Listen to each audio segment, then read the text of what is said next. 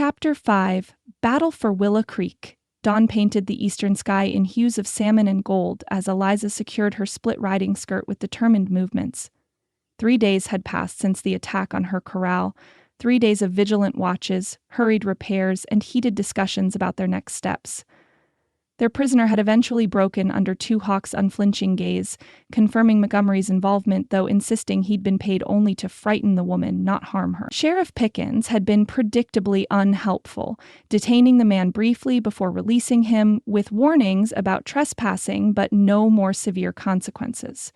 The message was clear: the law would provide Eliza little protection against Montgomery's ambitions. "You're certain about this?" Caleb asked from the doorway, his tall frame silhouetted against the morning light. Since the night of the fire and their interrupted intimacy, a new awareness flowed between them, at once comfortable and charged with unspoken promise. "Completely." Eliza tucked her hair into a neat coil at her nape.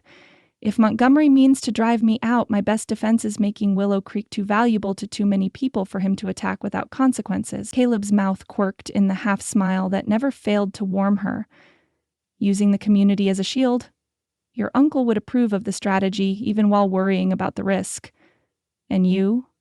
She met his gaze directly. "Do you approve or worry?" "Both," he crossed to her, hands settling lightly on her shoulders. "But mostly I admire your courage." The simple compliment touched her more deeply than flowery praise might have. Before she could respond, hoofbeats approached outside, announcing Two Hawk's arrival. By unspoken agreement, they stepped apart, the moment of intimacy folding away like a cherished letter to be reopened in private. Outside, Two Hawks sat astride his paint pony, dressed more formally than Eliza had yet seen him. A beaded vest covered his cotton shirt, and his silver-streaked hair had been bound with a decorated band. More surprising was the presence of a second Apache rider, a younger man with watchful eyes, who remained slightly behind his elder. "This is Night Hunter," Two Hawks introduced without preamble. "He speaks for Chief Netzelli when I cannot." Eliza inclined her head respectfully. "Welcome to Willow Creek." Night Hunter studied her with unnerving intensity before responding. "The water sign woman," he said, his English less accented than Two Hawks, but his tone more guarded. "The people watch to see if you keep faith." "I intend to," she replied simply. The young warrior nodded once, seemingly satisfied. "Then we ride together today." As they mounted and set out toward the first homestead on their list, Eliza felt the weight of what they were attempting. Her plan, developed with Caleb and Two Hawks during long evening discussions, was ambitious: to create a water-sharing cooperative that would unite the region's smaller landholders against Montgomery's monopolistic practices.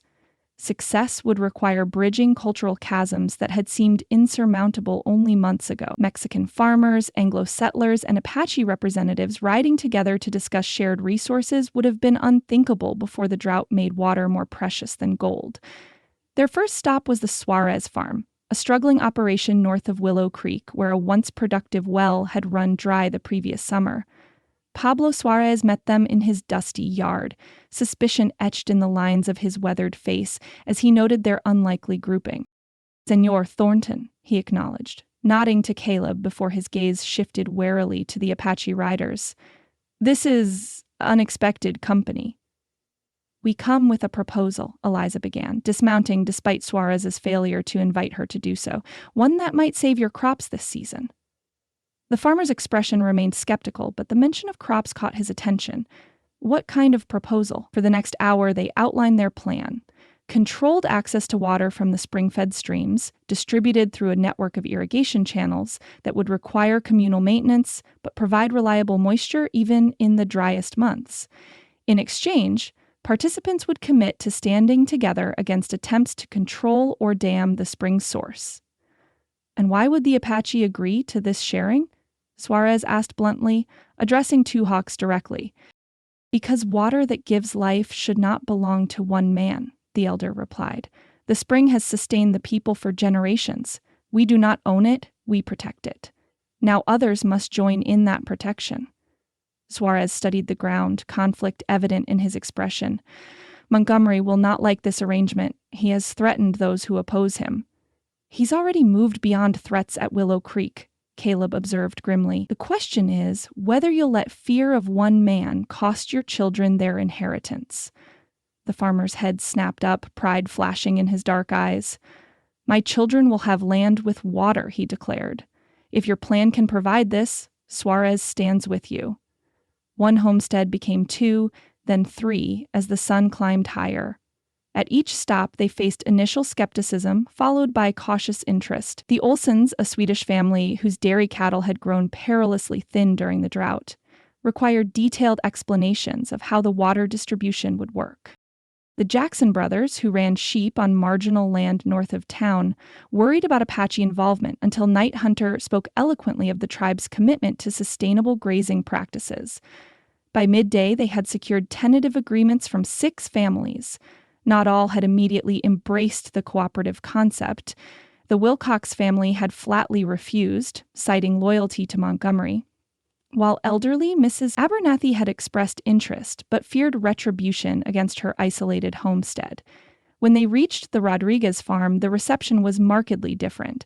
Señor Rodriguez welcomed them with dignity and immediate hospitality, ushering the entire party into his modest but immaculate home where his daughter Isabella served cool drinks and flatbread. My sons have spoken of nothing but your water-sharing plan since you first suggested it. He told Eliza, his manner respectful, but without the hesitation other farmers had shown toward a female landowner. We have gathered friends to hear more.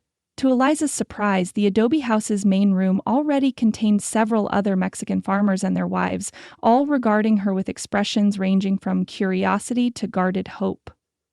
I didn't expect such a gathering, she admitted, momentarily flustered by the size of their audience. Word travels among those who thirst, Rodriguez replied simply. These families have all suffered under Montgomery's water control. They wish to hear alternatives. For the next 2 hours, their small party explained the cooperative concept to the assembled group.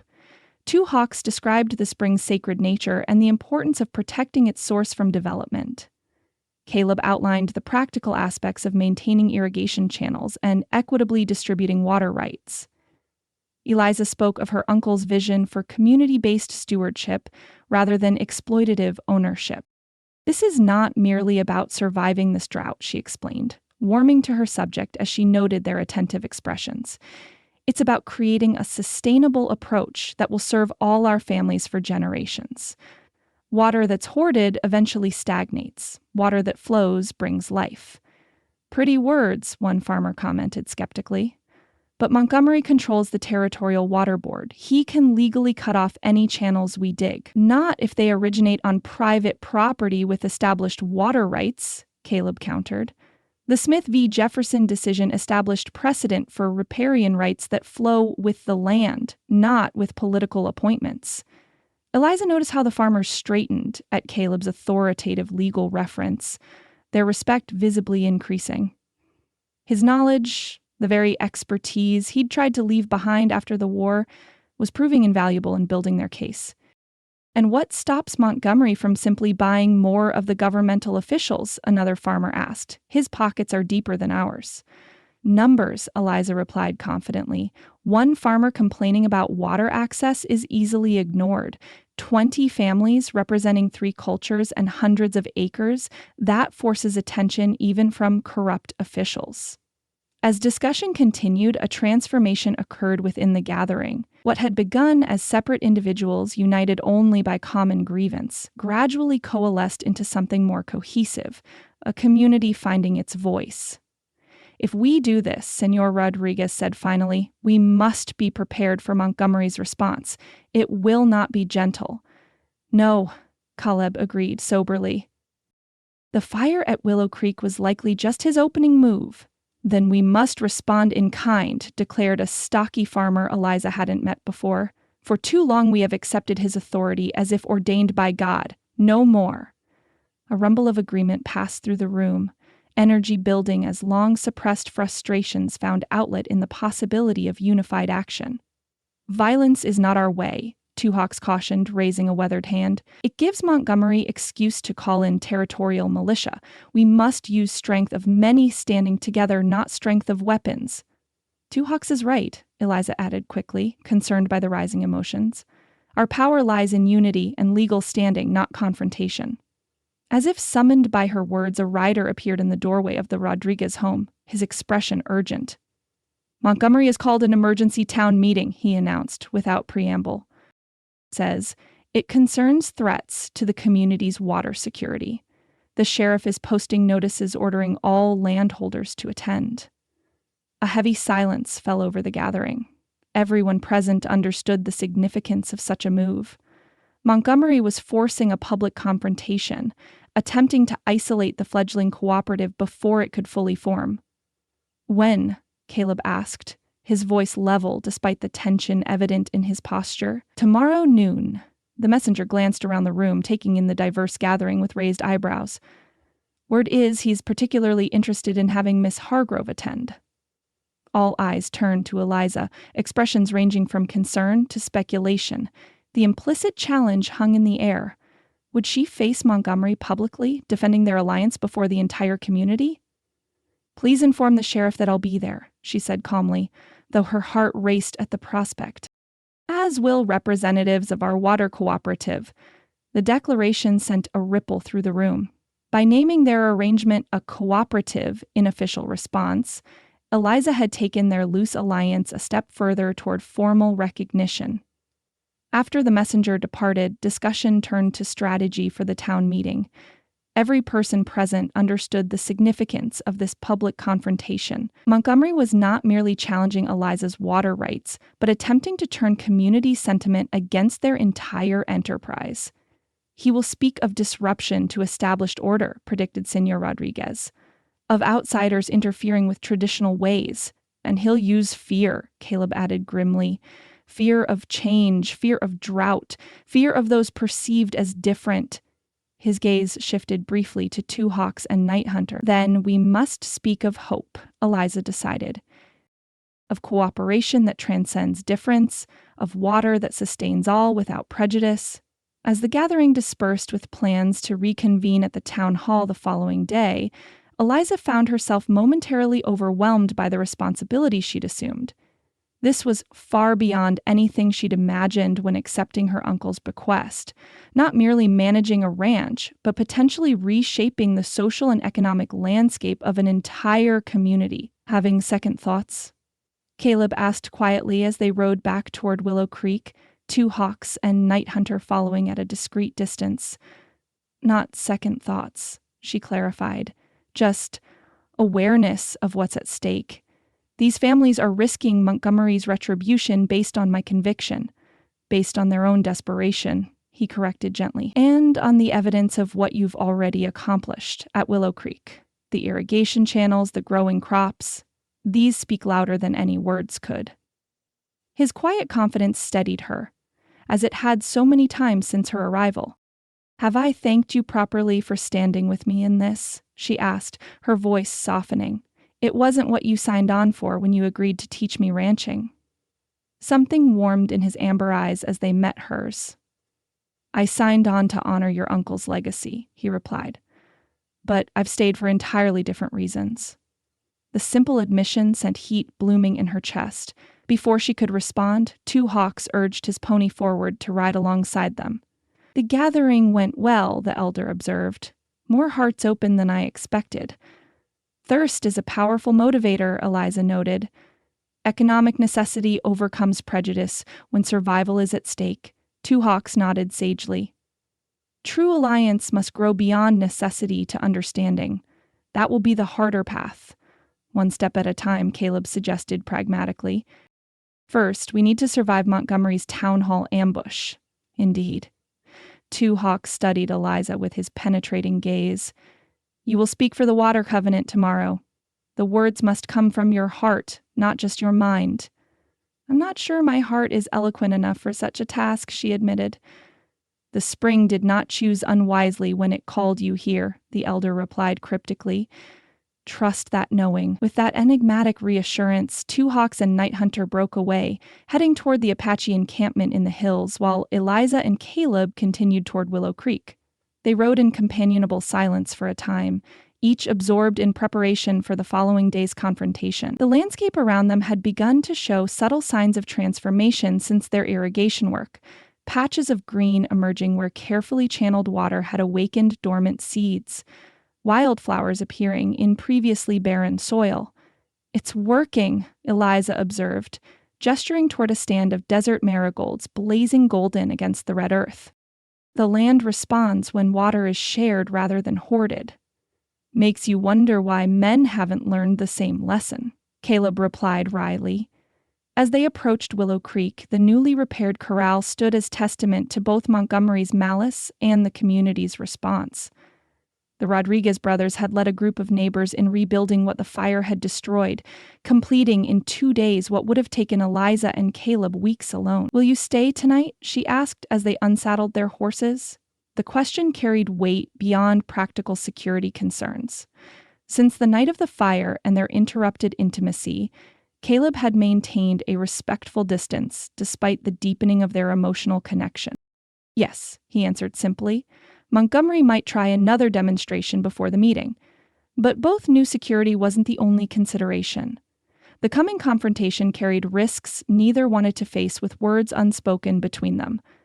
That evening, after a simple meal and practical discussion of the town hall strategy, they sat together on the porch steps watching twilight settle over the land. The familiar ritual had become precious to Eliza. These quiet moments when guards lowered and truth emerged. "Are you concerned about tomorrow?" she asked, sensing tension beneath his outward calm. "About facing Montgomery publicly?" Caleb considered the question with his usual care. "Not about facing him," he finally said. "About what he might reveal."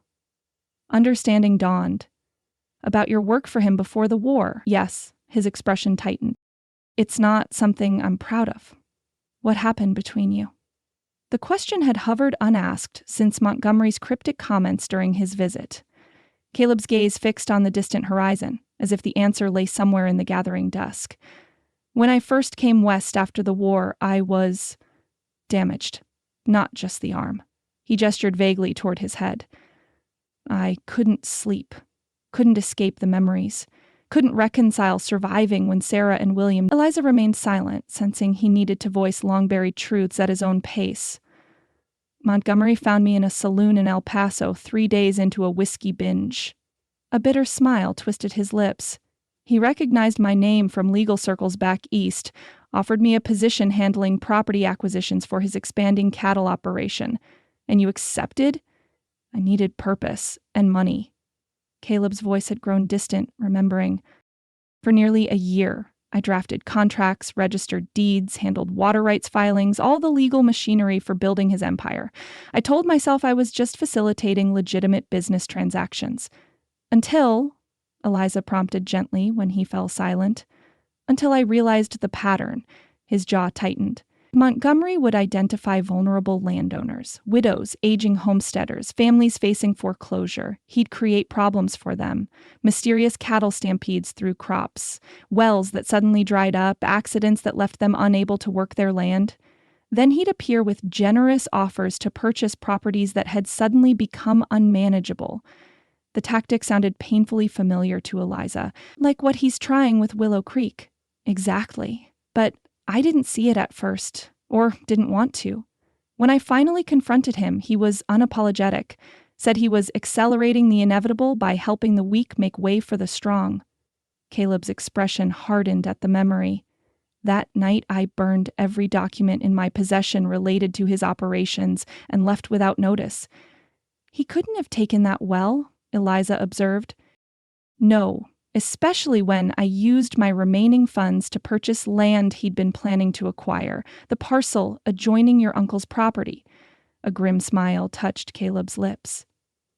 "Ezekiel and I formed an alliance similar to what we're building now, though on a much smaller scale. Together, we controlled enough of the watershed to block Montgomery's plans for damming the canyon." The pieces finally fit together in Eliza's mind. Montgomery's particular animosity toward Caleb, his determination to acquire both their properties, his desperate interest in the spring. "You didn't betray him," she said firmly. "You refused to participate in his dishonor." "Some would say I betrayed my profession," Caleb countered. "Used insider knowledge against a former client. Is that how you see it?" He considered the question seriously, as he did most things. No, he finally said. I see it as finding my conscience again after nearly drowning it in grief and whiskey. But Montgomery will present it differently tomorrow. Let him try, Eliza said with unexpected fierceness. The truth has a way of making itself known, especially when spoken plainly. Caleb's eyes, amber in the fading light, studied her face with wonder. You continue to surprise me, Eliza Hargrove. Most women would be reconsidering their association with a man whose reputation is about to be publicly questioned. I'm not most women, she reminded him with a hint of a smile. And I've had quite enough experience with Boston society's obsession with reputation to know its true worth. His hand found hers in the gathering darkness, fingers entwining with quiet intimacy. No, you're not most women, he agreed softly. You're the one who made me believe in beginnings again when I thought I had only endings left. The simple declaration, unadorned by flowery sentiment, touched Eliza more deeply than poetic protestations might have. She leaned against his shoulder, drawing strength from his solid presence beside her. Whatever Montgomery says tomorrow, she said quietly, we face it together. His arm slipped around her waist, drawing her closer as stars emerged overhead. Together, he agreed, the word carrying promise beyond the immediate challenge. They remained thus until the night air cooled around them, finding comfort in connection on the eve of confrontation, both aware that after tomorrow, nothing might remain the same. Mesquite Springs Town Hall, a whitewashed building that doubled as church and schoolhouse depending on the day, was filled beyond capacity when Eliza arrived the following noon. The entire community seemed to have responded to Montgomery's summons, from prosperous merchants to dust-covered ranchers to Mexican families who typically avoided town gatherings. Caleb rode beside her, his expression composed, though tension radiated from his rigid posture. Behind them came the Rodriguez family in their wagon, followed by representatives from each homestead that had joined their water cooperative. Two Hawks and Night Hunter had agreed to wait outside, knowing their presence inside might provide Montgomery ammunition about Indian conspiracies. Quite the turnout, Eliza observed, noting how conversations hushed as they dismounted before the hall. Montgomery knows how to draw a crowd. Fear is a powerful motivator, Caleb replied quietly, offering his arm as they approached the steps, especially when wrapped in civic concern. Inside, the building's usual neat rows of benches had been arranged facing a small, raised platform where Montgomery already stood in conversation with Sheriff Pickens and Mr. Peterson from the general store. All three men wore expressions of grave importance, like officials preparing to address a crisis. As Eliza and Caleb moved toward vacant seats near the front, heads turned to follow their progress. Mrs. Peterson leaned toward her companion, whispering behind her hand while casting disapproving glances at Eliza's practical riding clothes. Several ranchers nodded respectfully to Caleb, though others deliberately avoided his gaze. Montgomery's eyes narrowed slightly when he spotted them, but his perfect smile never faltered. "Miss Hargrove," he called with calculated cordiality, "how good of you to join us, and Mr. Thornton as well. This concerns you both particularly. So I gathered from your rather dramatic summons," Eliza replied pleasantly, taking a seat with Caleb beside her. "Though I confess I'm curious why water management requires an emergency gathering." A ripple of low laughter passed through the crowd at her pointed question. Montgomery's smile tightened almost imperceptibly.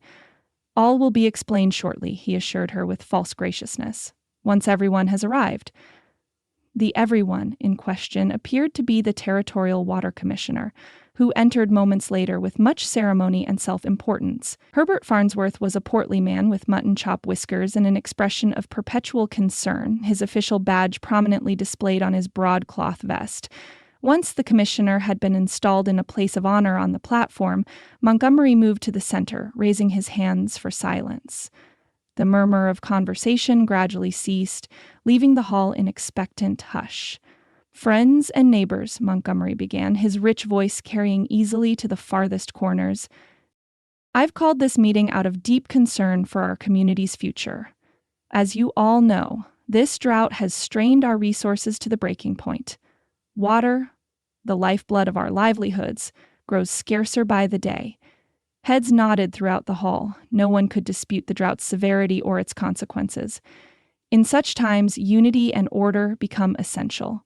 Montgomery continued, his tone grave. Established water rights, carefully managed by experienced ranchers and territorial officials, he nodded deferentially toward Commissioner Farnsworth, have maintained stability despite nature's challenges. Eliza noted the careful construction of his argument, positioning himself as defender of stability against unnamed forces of chaos.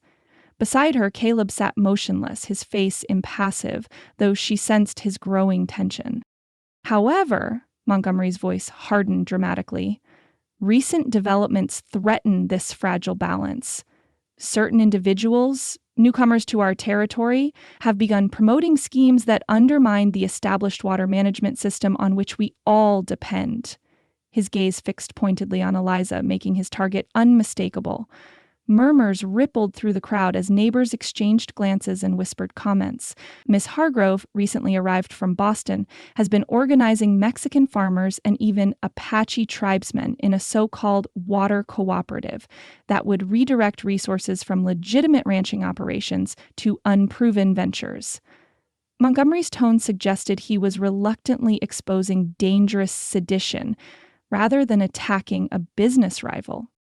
That's not an accurate characterization of our arrangement, Eliza began, rising to her feet, but Montgomery continued as if she hadn't spoken.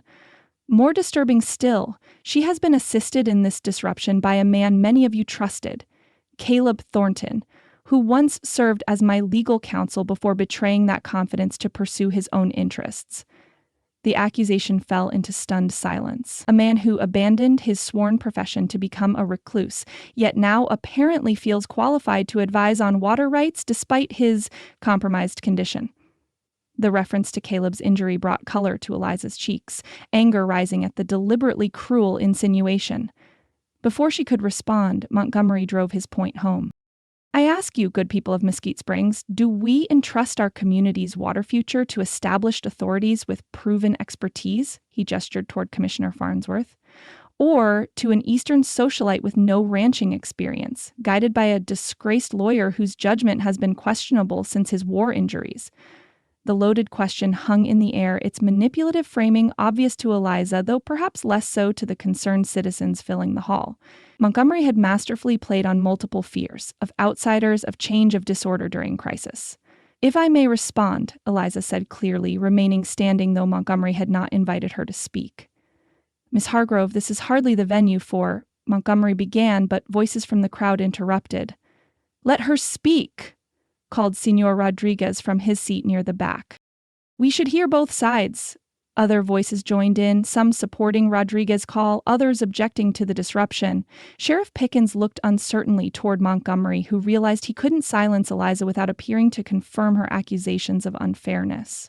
By all means, he finally conceded with a magnanimous gesture that nonetheless conveyed his expectation of her failure.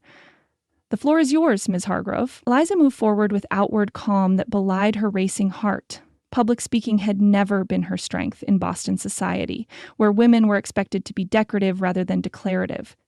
Yet, as she turned to face the gathered townspeople, she found strength flowing from unexpected sources, from Caleb's steady gaze, from the Rodriguez family's encouraging nods, from the weight of her uncle's locket against her throat. Mr. Montgomery has painted quite a picture, she began, her voice stronger than she'd dared hope. One of disruptive outsiders threatening established order. It's a compelling narrative, if somewhat disconnected from reality. A ripple of surprise passed through the crowd at her directness. Women in Mesquite Springs, particularly those of social standing, were expected to be more circumspect in public disagreement. The truth is simpler, if less dramatic, Eliza continued. Several families facing water shortages approached me after seeing the irrigation system developed at Willow Creek Ranch. They asked if similar methods might help their struggling farms and small holdings. She gestured toward the Rodriguez family and others from their cooperative. We began discussing ways to share techniques and resources that could benefit everyone during this drought. Techniques that divert water from legally established ranching operations. Montgomery interjected sharply. No water has been diverted from any property not owned by willing participants in our cooperative, Eliza countered evenly. We're utilizing water that rises on our own lands, managed carefully to maximize its benefit, rather than wasting it through inefficient practices. Commissioner Farnsworth cleared his throat importantly. The Territorial Water Board has strict regulations about watershed management, young woman. Unauthorized irrigation projects could violate multiple statutes. We're well aware of the regulations, Commissioner, Eliza replied with respectful confidence. In fact, Mr. Thornton has reviewed all relevant statutes to ensure our cooperative complies fully with territorial law. She turned back to the assembled townspeople. What concerns Mr. Montgomery isn't legal violations. It's the prospect of small landholders working together rather than depending on his controlled access to water resources during drought. Montgomery's face darkened. That's a slanderous accusation. Is it? Eliza asked mildly. Perhaps we should ask the Jensen family why they sold their ranch to you last year at half its value after their well mysteriously failed. Or why the Cotters lost their farm after cattle bearing your branch trampled their irrigation ditches 3 times in one season. A low murmur spread through the hall as people exchanged glances. Montgomery's methods weren't unknown, but rarely had they been so openly challenged.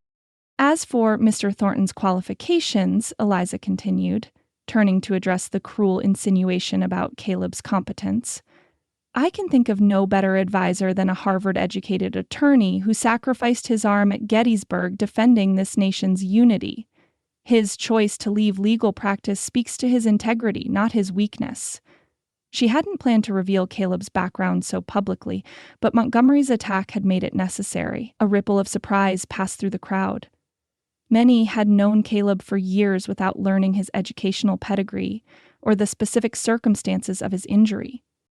What Mr. Montgomery hasn't explained, Eliza pressed her advantage, is why he's so determined to control the spring that borders our properties. Why a man with vast holdings throughout the territory focuses so intently on one water source. The spring is a valuable resource during drought, Montgomery answered smoothly. As the region's largest rancher, I have a responsibility to secure water access for the cattle that drive our local economy. A responsibility that apparently includes setting fire to my corral when I refuse to sell, Eliza countered, her voice steady despite the boldness of the accusation, or sending men to intimidate smaller landholders who considered joining our cooperative. Gasps and murmurs followed this declaration. Montgomery's expression hardened, his carefully cultivated charm giving way to cold anger. You have no proof of such ridiculous claims, he snapped. Your cooperative is nothing but a scheme to extract profit from desperate farmers with promises you can't fulfill. We don't seek profit, Eliza corrected him. We seek survival for all our families and holdings, not just those wealthy enough to weather the drought independently. She turned to address the crowd directly, her voice gaining strength as she spoke from conviction rather than prepared arguments. This region faces challenges that transcend individual properties. Drought doesn't recognize boundary lines or social standing. Neither does the need for sustainable water management. She gestured toward the diverse group that had accompanied her. Our cooperative includes Mexican families who farmed this land for generations, Anglo settlers who came seeking independence, and yes, consultation with Apache elders whose knowledge of desert water systems predates all our claims. Eliza moved away from the platform to stand among the gathered townspeople, no longer positioning herself as an authority, but as one of them. We're not asking anyone to abandon established water rights, she explained. We're proposing a collaborative approach that allows smaller holdings to survive alongside larger operations, shared knowledge, shared labor, shared benefits when rains finally return. She paused, meeting various gazes throughout the room. Mr. Montgomery suggests I'm an outsider, disrupting established order. Perhaps I am, but sometimes it takes fresh eyes to see possibilities where custom has accepted limitations. The hall had grown remarkably quiet, attention focused on this woman who spoke with unexpected authority on matters typically reserved for men's deliberation. I invite any of you facing water challenges to visit Willow Creek, Eliza concluded. See our irrigation methods, discuss our cooperative structure, judge for yourselves whether cooperation or competition better serves this community's future. As she returned to her seat beside Caleb, a current of conversation rippled through the hall. Not the dismissive whispers Montgomery might have expected, but the engaged discussion of people considering genuine alternatives. Montgomery attempted to regain control, his voice sharper than before. Commissioner Farnsworth, perhaps you could clarify the legal implications of these unauthorized water management schemes? The commissioner cleared his throat nervously, caught between Montgomery's obvious expectations and the community's shifting mood. Well, certainly any major alterations to waterways require proper permits, he began ponderously. However, improvements on private land utilizing water that originates on said land generally fall outside regulatory purview, provided downstream rights aren't impacted. It wasn't the unequivocal condemnation Montgomery had clearly anticipated. His jaw tightened momentarily before he recovered his composure. The larger concern remains the disruption to established practices that have served this community reliably for years, he insisted. Experimental arrangements during drought conditions carry significant risks. Begging your pardon, Mr. Montgomery, interrupted a weather-beaten rancher Eliza recognized as Sam Holcomb, whose small cattle operation bordered the Jensen property Montgomery had acquired the previous year. Some might say the greater risk is continuing practices that haven't served smaller holdings particularly well. A murmur of agreement rose from several corners of the room. My family's been 3 months hauling water from the creek because our wells run dry, added Mrs. Abernathy, the elderly widow who had initially hesitated to join their cooperative. If Miss Hargrove's methods might help, I'd be a fool not to consider them, territorial water board or no. Montgomery's carefully orchestrated meeting was unraveling before his eyes. What he'd planned as a public repudiation of Eliza's initiative was instead providing it a broader audience with increasingly receptive listeners. This is precisely the sort of divisive situation I feared, he declared, attempting to recapture narrative control. Outside influences turning neighbor against neighbor, undermining the stability that's sustained our community. Seems to me, drawled Frank Wilson, a taciturn homesteader from east of town, that neighbors helping neighbors through hard times used to be called community spirit, not disruption. He spat tobacco juice into a nearby spittoon for emphasis. Ain't nothing un-American about folks poolin' resources when times get tough. A chorus of agreement followed this plain-spoken assessment. Montgomery's expression darkened further as he recognized his strategy backfiring. Even Commissioner Farnsworth appeared to be distancing himself slightly on the platform, perhaps sensing the community's mood shift. I had hoped for a more reasoned discussion, Montgomery said tightly. Clearly, emotions are running high today. Perhaps we should reconvene when calmer consideration can prevail. I believe we've heard enough to make informed judgments. Senor Rodriguez rose from his seat, dignity evident in his bearing despite the simple clothes that marked him as a working farmer. Those who wish to learn more about the water cooperative can speak with Miss Hargrove or myself after this meeting. Those who prefer to maintain current arrangements are welcome to do so. The simple statement effectively ended Montgomery's control of the gathering. People began rising, breaking into conversation groups, many moving toward Eliza and the cooperative members with questions and interest. Montgomery stood momentarily isolated on the platform, his carefully constructed authority visibly crumbling as the townspeople broke into animated discussion groups. The rigid control he'd maintained over the community's water resources, and by extension their livelihoods, was being questioned perhaps for the first time in years. Caleb rose to join Eliza as she was surrounded by curious ranchers and farmers. His hand found the small of her back in a gesture both protective and supportive as he fielded technical questions about water rights and territorial statutes.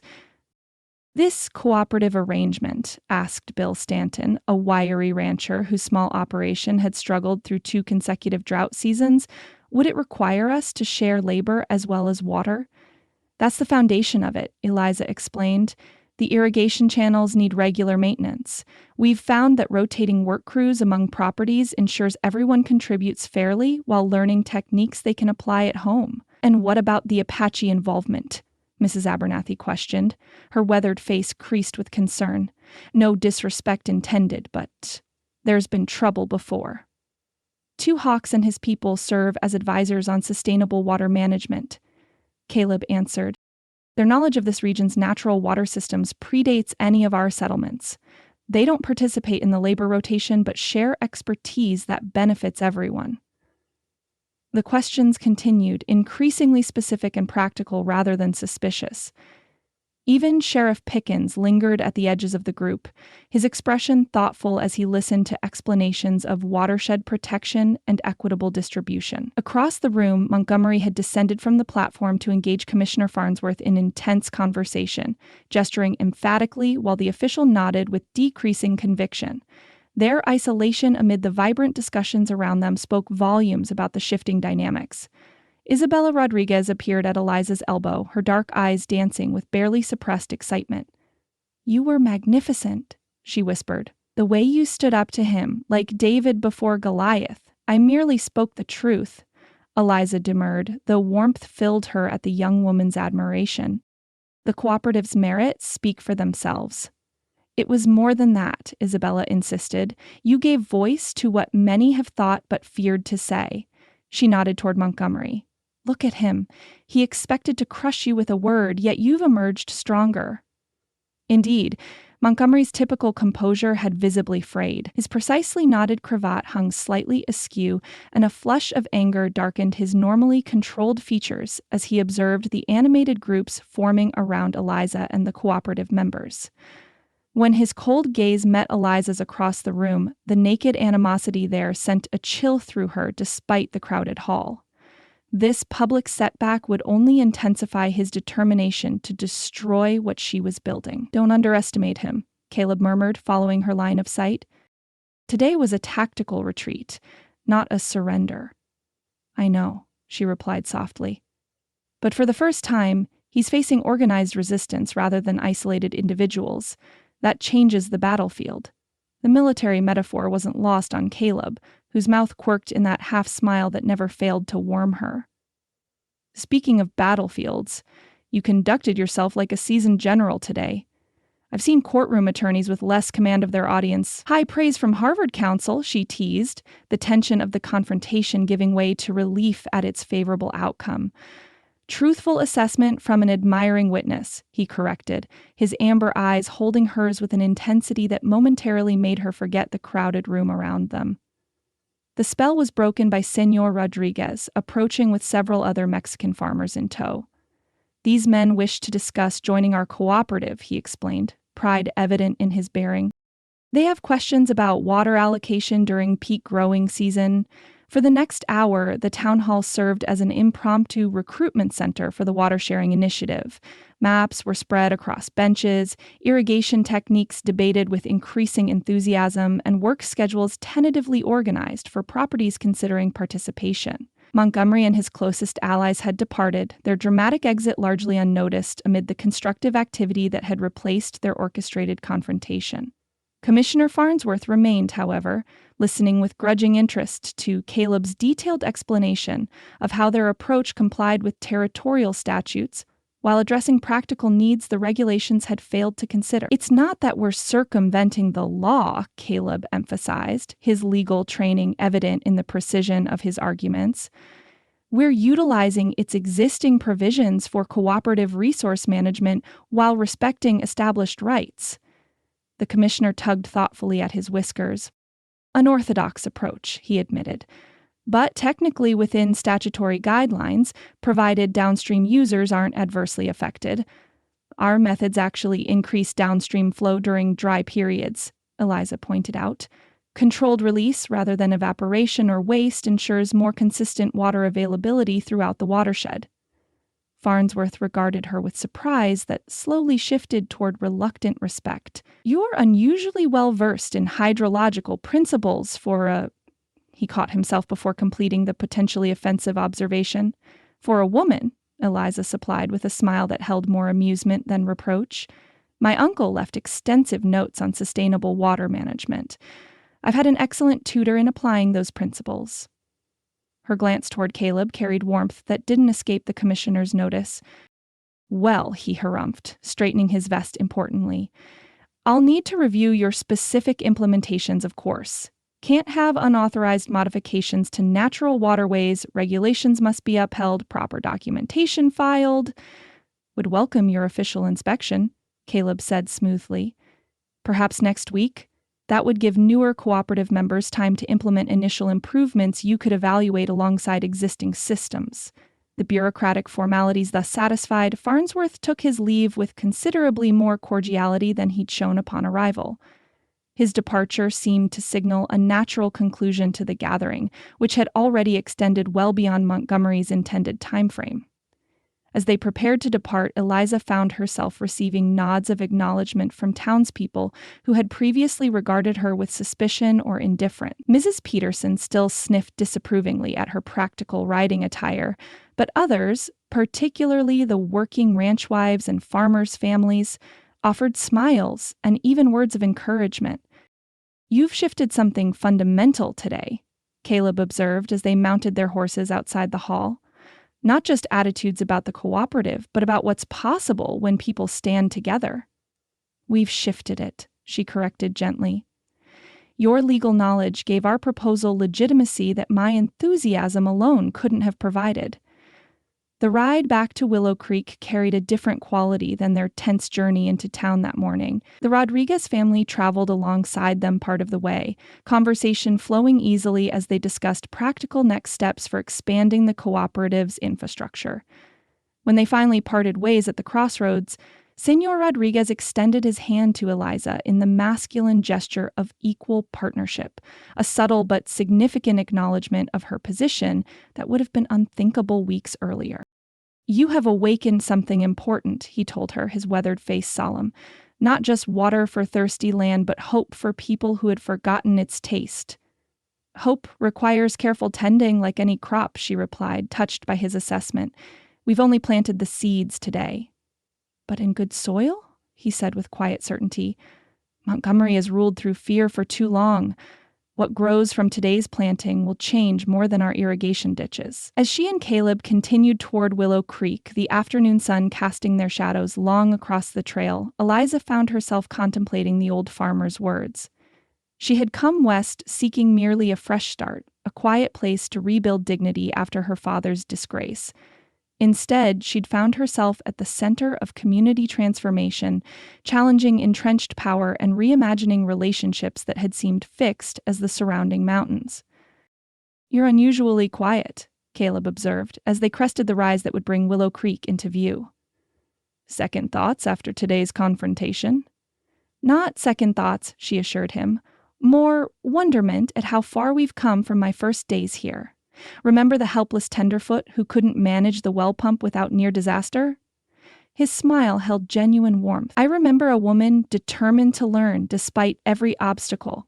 The same woman who stood before an entire community today and offered them a vision of cooperation powerful enough to challenge Montgomery's stranglehold." "I couldn't have done it alone," she said softly. "Few worthwhile things are accomplished alone," he replied. "That's rather the point of your cooperative, isn't it?" The simple observation carried wisdom that extended beyond water management to something more profound. A philosophy that recognized interdependence as strength rather than weakness, that valued connection above competition. It stood in direct opposition to Montgomery's belief in dominance as the natural order, in resources belonging rightfully to those powerful enough to control them. As Willow Creek came into view, its modest buildings now surrounded by emerging garden plots and carefully maintained irrigation channels, Eliza felt a surge of protectiveness that transcended mere property ownership. This place had become more than her uncle's bequest. It represented possibility, community, and a future worth defending. "Montgomery won't accept defeat gracefully," she said, giving voice to the concern that had lingered beneath her satisfaction with the day's outcome. "Today will only make him more determined." "Undoubtedly," Caleb agreed, his expression sobering. "But he's no longer facing isolated individuals he can intimidate one by one. The cooperative changes that equation significantly." "Still, we should be prepared for his next move," Eliza mused. "He's too calculating to react impulsively, but too invested to simply withdraw." "Two Hawks has hunters watching the approaches to the spring," Caleb reminded her. "The Rodriguez brothers have organized a rotation of cooperative members to patrol boundary lines.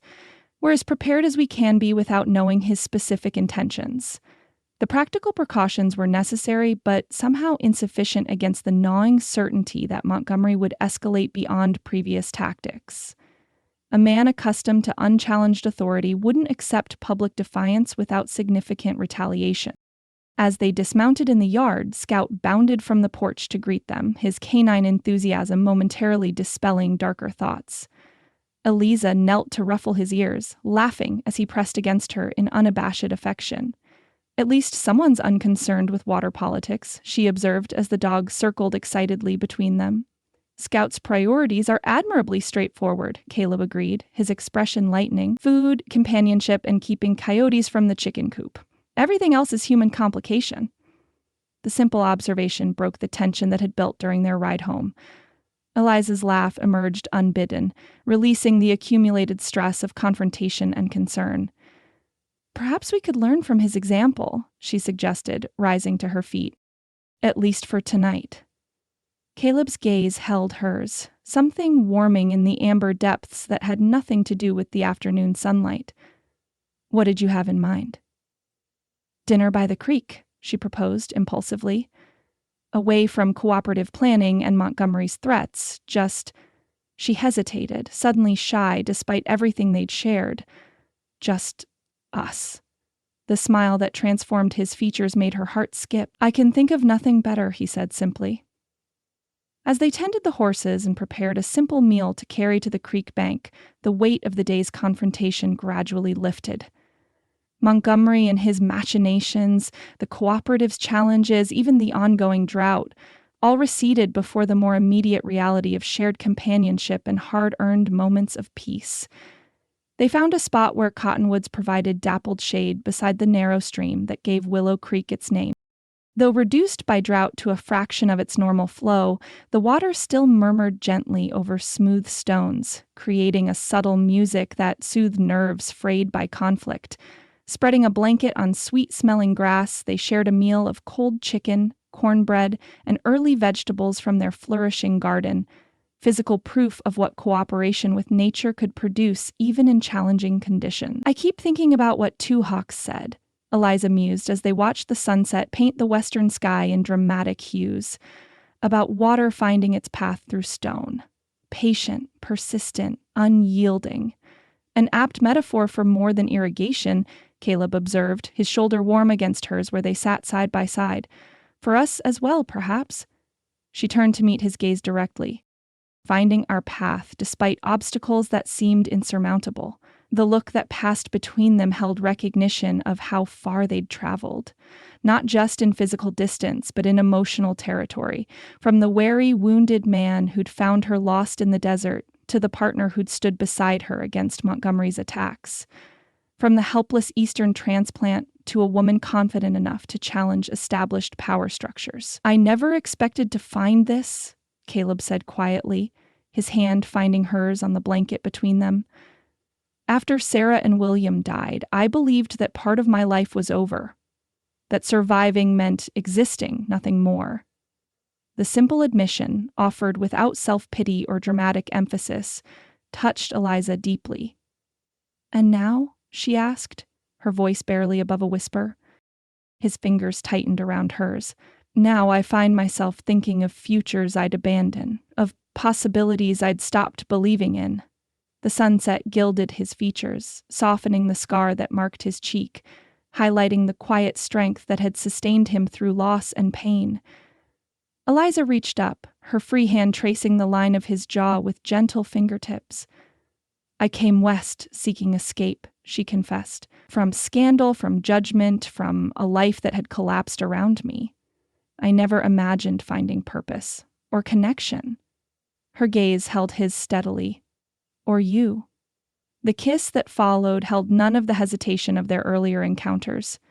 Neither the storm-driven passion of their first embrace nor the careful restraint of subsequent moments.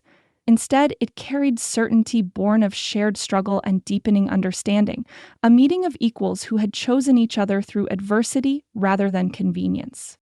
When they finally drew apart, the first stars had appeared in the darkening sky, early sentinels of the brilliant display that would soon stretch from horizon to horizon.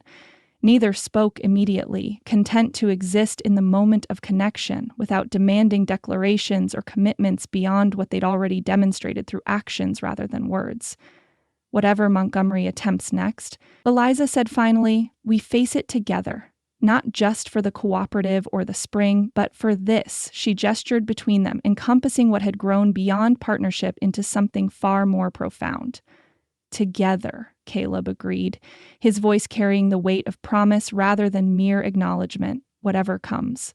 As they gathered their simple picnic and walked back toward the ranch house, hands linked in the gathering dusk, Eliza felt certainty settle in her heart alongside the concerns that remained. Montgomery's threats still loomed, the cooperative faced significant challenges, and the drought showed no signs of breaking.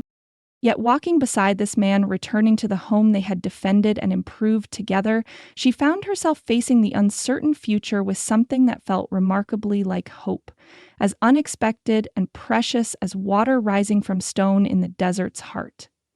The moon hung like a silver dollar in the velvet sky, casting Willow Creek Ranch in ghostly illumination as Eliza and Caleb rode through the gate. Neither had spoken much during the journey home from town, each absorbed in the implications of the day's confrontation. Montgomery's public humiliation would surely bring retaliation, yet beneath that concern ran a current of exhilaration. They had stood together and prevailed against seemingly impossible odds. "You're smiling," Caleb observed as they dismounted beside the corral. "Considering Montgomery's likely plotting our demise at this very moment, I find that intriguing." "I was thinking about Mrs. Peterson's face when Frank Wilson called water sharing American as apple pie," Eliza admitted, laughing softly at the memory. "I believe she nearly swallowed her handkerchief." His low chuckle joined hers as they led their horses to the barn. The good lady has definite opinions about proper alignment of social forces. Mexican farmers and Apache elders consulting with an unmarried female rancher likely features prominently in her nightmares. Along with women wearing practical riding clothes, Eliza added, glancing down at her split skirt with mock solemnity.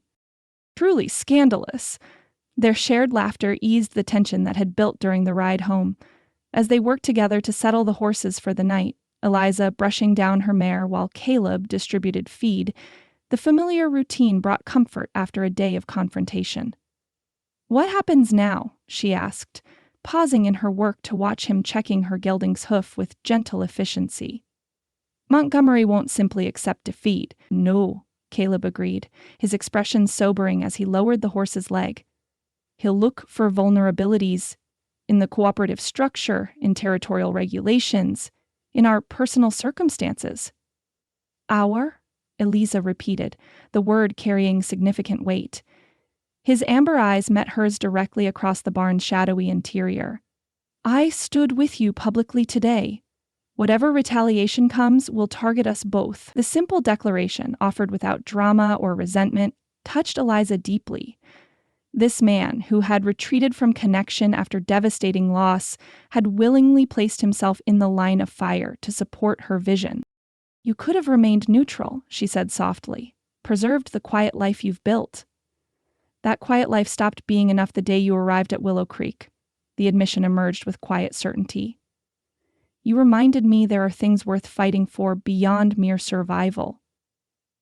The atmosphere between them shifted subtly, charged with awareness that transcended their immediate concerns. Montgomery and his threats, the cooperative's challenges, even the persistent drought, all receded before the more immediate reality of what had grown between them through shared purpose and deepening connection.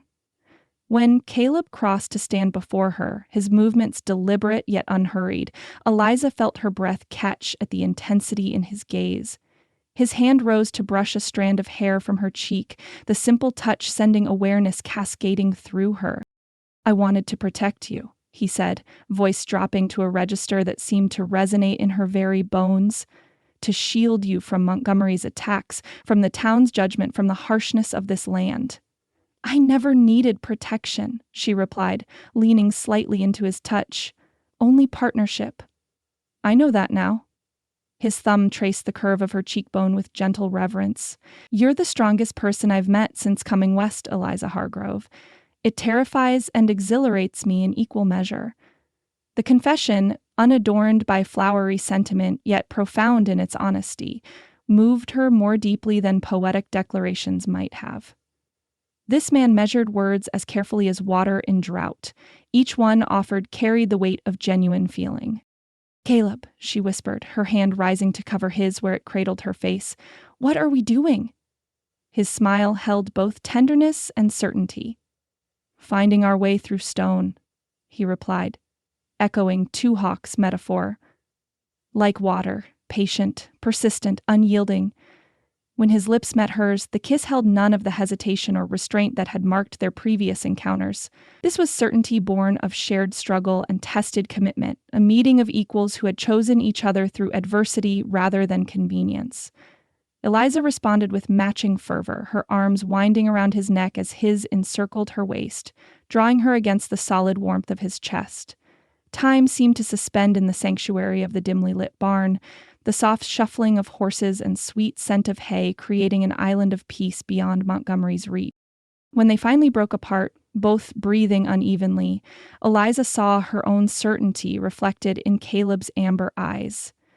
No words were needed as he offered his hand, fingers entwining with hers as they left the barn and walked toward the cabin that glowed with welcome in the moonlight. Inside, golden lamplight created islands of warmth amid lengthening shadows. The main room, once so alien to Eliza's Eastern sensibilities, had gradually transformed into a space that reflected both her uncle's legacy and her own emerging identity. Practical frontier furnishings softened by small touches of beauty, work-worn tools alongside carefully preserved books. Caleb released her hand only long enough to stoke the banked fire against the evening chill, the domestic gesture carrying unexpected intimacy. When he straightened and turned back to her, something in his expression made her heart quicken despite the composure she attempted to maintain. "Are you certain?" he asked quietly, the question encompassing far more than the immediate moment. "There's no going back from this, Eliza." "I've never been more certain of anything," she replied with matching directness. "Have you?" Instead of answering with words, he crossed to her in 2 strides, his kiss conveying conviction no verbal declaration could match. Eliza melted against him, the last barriers of hesitation dissolving in the heat of shared desire and deeper emotional connection. His hands traced the curve of her spine with reverent restraint that belied the tension evident in his powerful frame. She sensed his careful control, his determination to move at a pace that honored her inexperience despite the urgency building between them. "You don't need to be so careful with me," she murmured against his lips. "I won't break." A smile curved his mouth, felt rather than seen, as he pressed his forehead to hers. "Let me cherish you properly, Eliza. We've both endured too much haste and harshness in our lives." The simple request disarmed her impatience. This wasn't the frantic coupling she'd glimpsed between ranch hands or the duty-bound submission she'd heard whispered about in Boston drawing rooms. This was something else entirely. A deliberate journey of discovery between equals, each step savored rather than rushed. Caleb's hands framed her face with exquisite gentleness as he kissed her again, the pressure gradually deepening as her lips parted beneath his. When his tongue traced the seam of her mouth, then ventured further to tangle with hers, the intimate caress sent heat spiraling through her body to settle low in her belly. Her fingers found the buttons of his shirt, fumbling slightly in newfound boldness. He stood patient beneath her exploration, allowing her to set the pace of their unfolding intimacy. When she finally parted the fabric to reveal sun-bronzed skin marked with the scars of war and wilderness, her breath caught at the beauty of his masculine strength. The jagged line across his left shoulder, legacy of the rebel bayonet that had nearly claimed his arm, drew her particular attention. Without hesitation, she bent to press her lips to the silvered tissue, feeling him tense beneath the tender tribute. "Eliza," he breathed, her name emerging as both plea and prayer. His good hand tangled in her hair, loosening pins until chestnut waves tumbled down her back. The sensation of his fingers combing through the heavy mass sent pleasurable shivers across her scalp and down her spine. "Beautiful," he murmured, lifting a handful to his face, inhaling deeply as if committing her scent to memory. Like autumn leaves and morning sunshine, the poetic observation from this usually taciturn man touched Eliza deeply. She reached for the buttons of her own blouse, but he gently captured her hands, bringing them to his lips. "Let me," he requested softly. She nodded, surrendering to his careful attention as he unfastened each button with deliberate patience. When the garment finally parted, revealing her chemise beneath, his reverent gaze made her feel more treasured than exposed. "May I?" he asked, fingers hovering at the ribbon securing her chemise. The continued deference, despite his obvious desire, only deepened Eliza's certainty. "Yes," she whispered, her voice steady despite the novelty of the situation. "Please." With the same careful attention he'd shown every aspect of their relationship, Caleb untied the ribbon and eased the delicate fabric down, baring her shoulders and the gentle curves of her breasts to the firelight's golden glow. His sharp intake of breath at the revelation sent a flush of pleasure through her that had nothing to do with modesty. "Perfect," he murmured, his gaze holding hers as his hand finally, reverently, cupped the weight of one breast. "Absolutely perfect." The sensation of his calloused palm against her sensitive skin drew a soft gasp from Eliza's lips. When his thumb brushed across its peak, the spark of pleasure was so acute she swayed against him, steadied by his other arm around her waist. "Too much?" he asked immediately, concern evident beneath the desire darkening his eyes. "Not enough," she corrected breathlessly, her honesty rewarded by the smile that transformed his scarred features. They moved as if choreographed toward her bedroom, pausing for lingering kisses and gradual disrobing until they stood before one another unclothed in both body and spirit. Eliza felt no shame in her nakedness, only wonder at the gift of such complete trust between them. Caleb's body told its own story, the powerful shoulders and arms of a working rancher marked by the scars of battle and survival. The contrast between his right arm's perfect function and the left's limited mobility. The evidence of his desire for her rising proud from its nest of dark curls. She reached for him without hesitation, her natural reticence overcome by the depth of connection between them. His sharp intake of breath as her fingers closed around him sent a thrill of feminine power through her, a counterbalance to his greater physical strength and experience. "You undo me," he confessed against her hair, voice rough-edged with restraint. "Completely." "Good," she whispered, surprising both of them with her boldness. "I want all of you, Caleb, not just the parts you think presentable." The declaration broke something loose within him. Not control, but the last vestiges of reservation. He lifted her with surprising ease, laying her gently on the quilt-covered bed before stretching beside her, skin against skin in the most fundamental communion. What followed was a journey of mutual discovery, his lips and hands learning the landscape of her body with the same patient attention he'd shown teaching her about irrigation channels and fence repairs. He found places she hadn't known could bring pleasure: the sensitive hollow behind her ear, the delicate skin inside her wrists, the curve where hip met thigh. Eliza matched his exploration with her own, fascinated by the contrast between the smooth skin of his chest and the rougher texture lower down, by the way certain touches made his breathing quicken or muscle tense beneath her fingers. When she traced the line of his hip to where his arousal pressed hot and insistent against her thigh, his hand gently captured hers. "If you touch me there again," he explained huskily, "this will end before it properly begins." The admission of vulnerability from this powerful man only deepened her own desire. "Show me," she whispered, trusting him completely. "Show me how to please you." The amber of his eyes darkened to molten gold as he kissed her with renewed hunger, his hand guiding hers to where they could touch together, establishing a rhythm that gradually built towards something she sensed but couldn't yet name. When his fingers ventured between her thighs, finding the center of her own desire with gentle precision, Eliza gasped against his mouth, hips rising instinctively toward his touch. "That's it," he encouraged softly, his gaze holding hers as he continued the intimate caress. "Trust your body, trust me." Trust flowed between them as naturally as water seeking its level. Eliza surrendered to sensations she'd never imagined, her body responding to his knowing touch with increasing urgency. When tension coiled almost unbearably tight within her, she clutched his shoulders, wordlessly seeking resolution. "I'm here," he promised, understanding her unspoken need. "Let go, Eliza. I'll catch you." The release, when it came, swept through her with shocking intensity, waves of pleasure that left her trembling and breathless in his arms. Before she could fully recover, Caleb shifted above her, his gaze questioning even as his body aligned with hers. "Yes," she whispered, reaching up to trace the beloved contours of his face. "Please, Caleb, make us one." The joining brought momentary discomfort that he eased with patience born of deep caring, remaining still until her body adjusted to the unfamiliar fullness. When he finally began to move, the sensation transformed from strange to wondrous. Not just physical pleasure, though that built again with surprising swiftness, but a deeper communion that transcended flesh. They moved together as they had worked together in harmony born of mutual respect and deepening understanding. His restraint was evident in the tension of his powerful frame, in the careful attention to her responses despite his own building need. When Eliza wrapped her legs around his hips, urging him deeper, something close to reverence crossed his features.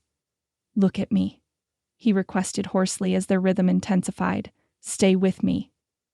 Their gazes locked as pleasure crested again for Eliza, pulling Caleb over the edge with her. His release came with her name on his lips, his powerful body shuddering within the cradle of hers as completion bound them more tightly than physical union alone could achieve. Afterward, they lay entwined in the peaceful sanctuary they'd created, her head pillowed on his chest where she could hear the strong, steady beating of his heart. His fingers traced lazy patterns along her spine, occasionally venturing to her hair, seemingly unable to stop touching her, despite the temporary satiation of deeper hungers. "I never expected this," he admitted softly into the comfortable silence. "After Sarah died, I thought that part of my life was finished, that grief had closed that door forever." Eliza propped herself on one elbow to see his face, her free hand resting over his heart. "And now?" A smile softened his features as he tucked a strand of hair behind her ear. "Now I find myself planning futures I'd abandoned hope of experiencing, seeing possibilities in this harsh land beyond mere survival." "What kind of possibilities?" she asked, curious about the vision forming in his mind. His hand covered hers where it lay against his chest. "Expanding the cooperative beyond emergency water sharing to sustainable community management. Combining our ranches not just through shared resources, but perhaps," he hesitated, uncharacteristically uncertain. "Perhaps through marriage?" Eliza supplied, her directness rewarded by the relief that crossed his features. "Yes." His fingers tightened around hers. "Though I have little to offer beyond a scarred body and modest holdings." "You offer partnership," she corrected gently. "Respect. Understanding." Her lips curved in a smile that held both tenderness and mischief. "And considerable skill in certain areas I hadn't previously explored." A startled laugh escaped him, genuine and unguarded in a way she rarely witnessed. "Eliza Hargrove, you continue to surprise me." "Good," she declared, settling back against his chest. "I'd hate to become predictable." As night deepened around Willow Creek Ranch, they spoke of practical dreams. Expanding irrigation to reclaim land lost to drought, building proper housing for cooperative members who wished to work the land more intensively, establishing a school that would welcome children of all backgrounds rather than perpetuating existing divisions. In the sanctuary of darkness, such visions seemed not merely possible, but inevitable. A future built on cooperation rather than competition, on shared stewardship rather than exploitative ownership. Montgomery and his threats receded before the more compelling reality of what they were creating together, both between themselves and within the wider community. When sleep finally claimed them, they remained entwined, as if even unconsciousness couldn't persuade them to relinquish the connection they'd found through months of shared purpose and deepening understanding. Dawn arrived with the cheerful determination of meadowlarks greeting the new day. Eliza woke slowly, momentarily disoriented by the unfamiliar weight of an arm around her waist and the solid warmth of a body curved protectively around hers. Memory returned in a rush of sensation. Caleb's touch, their passionate union, whispered plans for a shared future. She turned carefully within the circle of his arm, wanting to see his face in morning light. Sleep softened the habitual vigilance of his expression, making him appear younger despite the silver threading his dark hair and the scar marking his cheek. Unable to resist, she traced the beloved features with gentle fingertips, marveling at the journey that had brought them to this moment. Ember eyes opened beneath her touch, sleep-hazed but warming instantly with recognition. "Good morning," he murmured, voice rough with slumber. "Indeed it is," she agreed, smiling as his arm tightened around her waist, drawing her closer.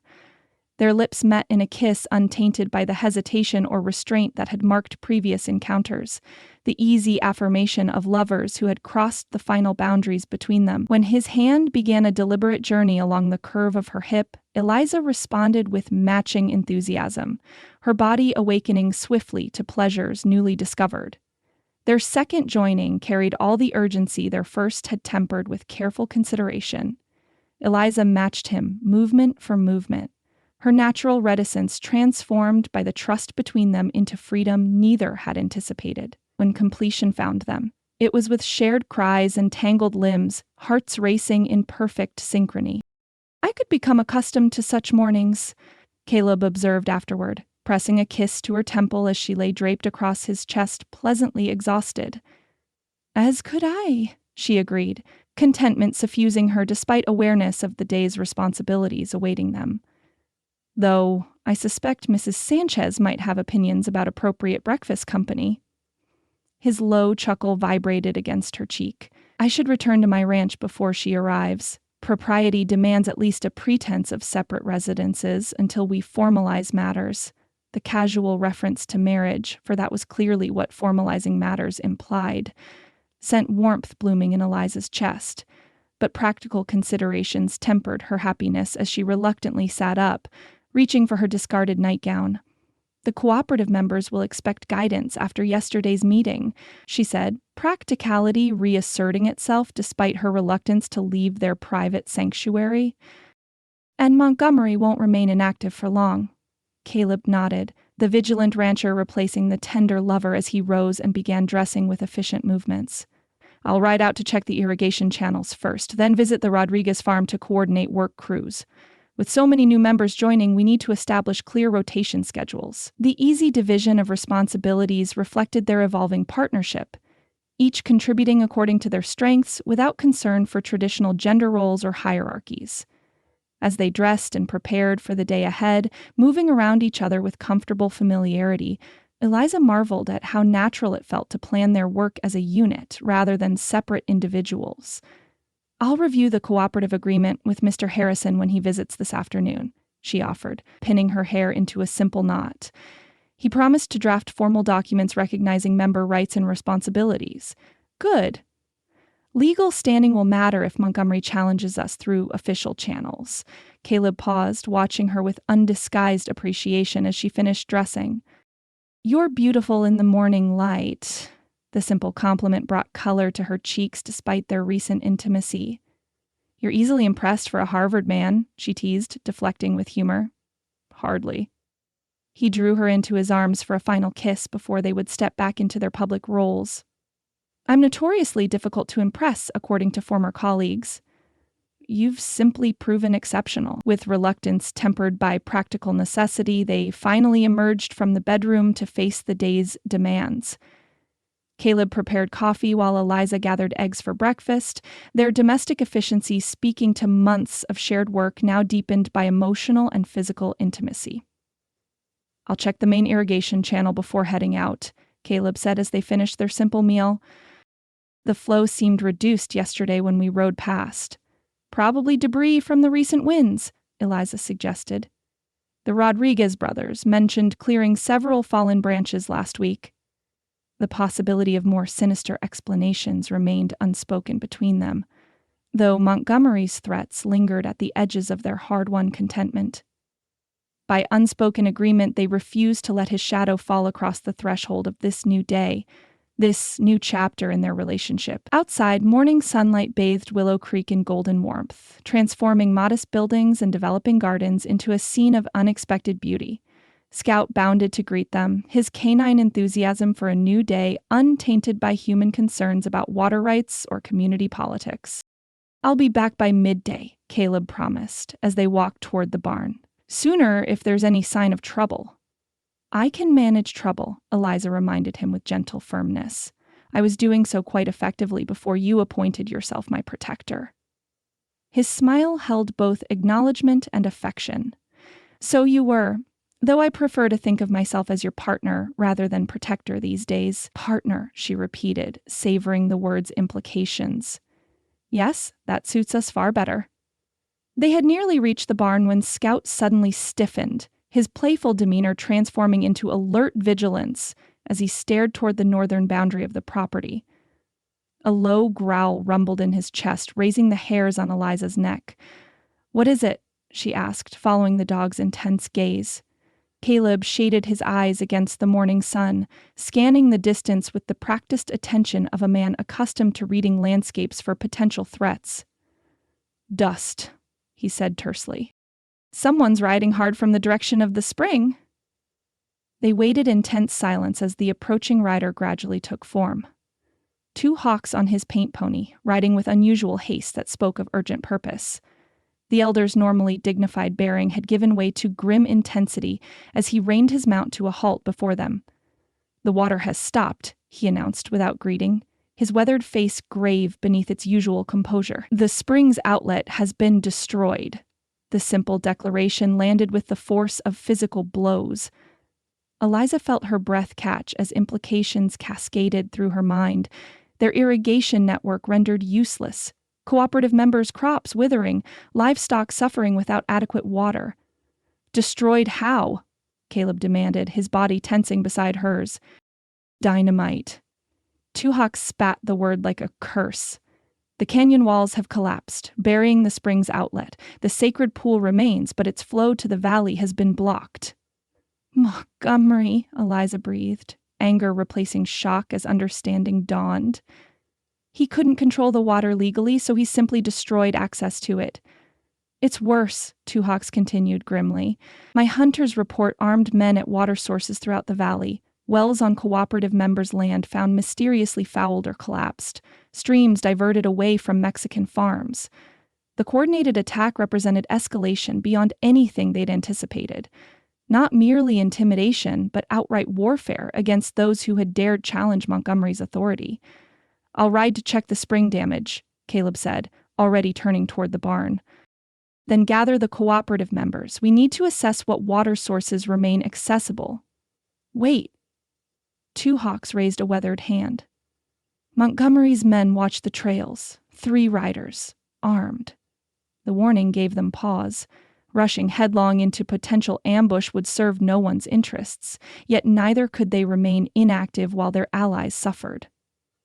"I'll go to the Rodriguez farm first," Caleb decided after brief consideration. "Their well was still producing yesterday. If we can establish a defensive position there, we can bring families with compromised water supplies to safety while we develop a response." The tactical approach reflected his military experience, securing resources and protecting vulnerable community members as first priorities. Eliza nodded her agreement, already mentally cataloging supplies they could share with displaced families. "I'll prepare food and medical provisions," she said, "and check our ammunition supplies. If Montgomery's men are armed, we must be prepared to defend ourselves." The grim reality of potential violence settled heavily between them, at odds with the joy they'd shared just hours earlier. Yet Eliza found her resolve strengthening rather than wavering. What they'd built, both between themselves and within the wider community, was worth defending, even at significant cost. As Caleb strode toward the barn to saddle his gelding, Eliza turned toward the cabin to begin preparations. Her hand was on the door latch when instinct made her pause. Something felt wrong, a subtle disturbance in the familiar atmosphere of her home that raised warning flags in her consciousness. "2 hawks," she called softly, motioning him toward her. "Someone's been inside." The elder dismounted in one fluid motion despite his years, approaching with silent footsteps to examine the doorframe. His keen eyes noted what Eliza had sensed rather than observed. Minute scratches around the lock, a faint displacement of dust on the threshold. "Recently," he confirmed in a near whisper, "the scent of tobacco still lingers. Not yours or Thornton's kind." Montgomery's men had penetrated their most private sanctuary while they slept or during their absence at the town meeting. The violation sent cold anger through Eliza's veins, displacing the momentary fear with crystalline resolve. Wait here, she instructed, drawing the small revolver Caleb had insisted she carry since Montgomery's threats began. I'll see what they've taken. Inside, nothing appeared immediately disturbed.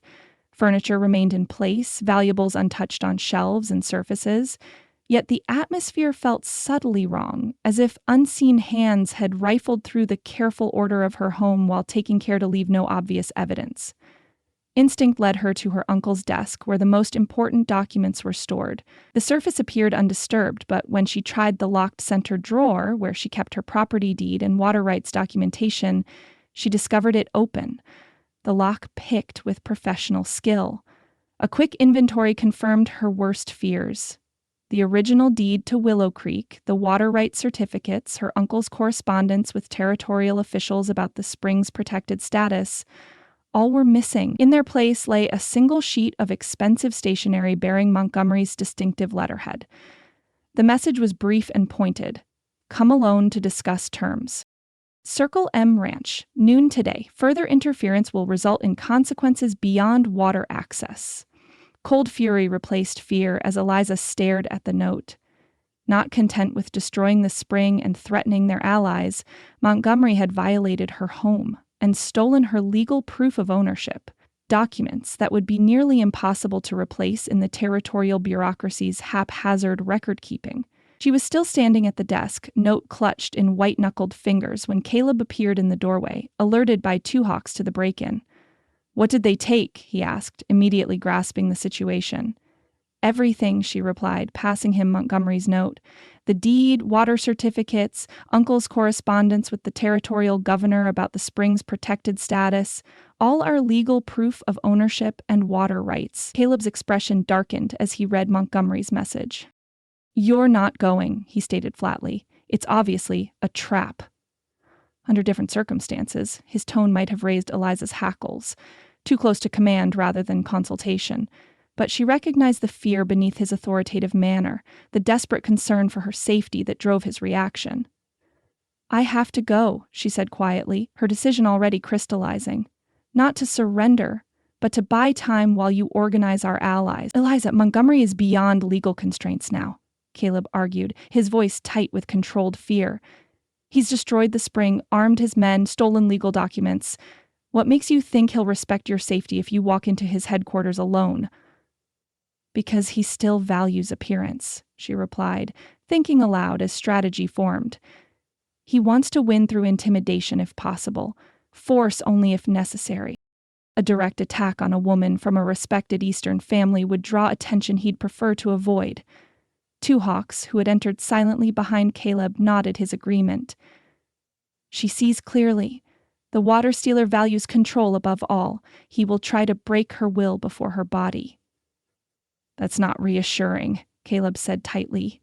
It's realistic, Eliza countered, and it gives us an advantage. While he focuses on me, believing he's isolated our leadership, you can rally the cooperative members, assess remaining water sources, and prepare a united response.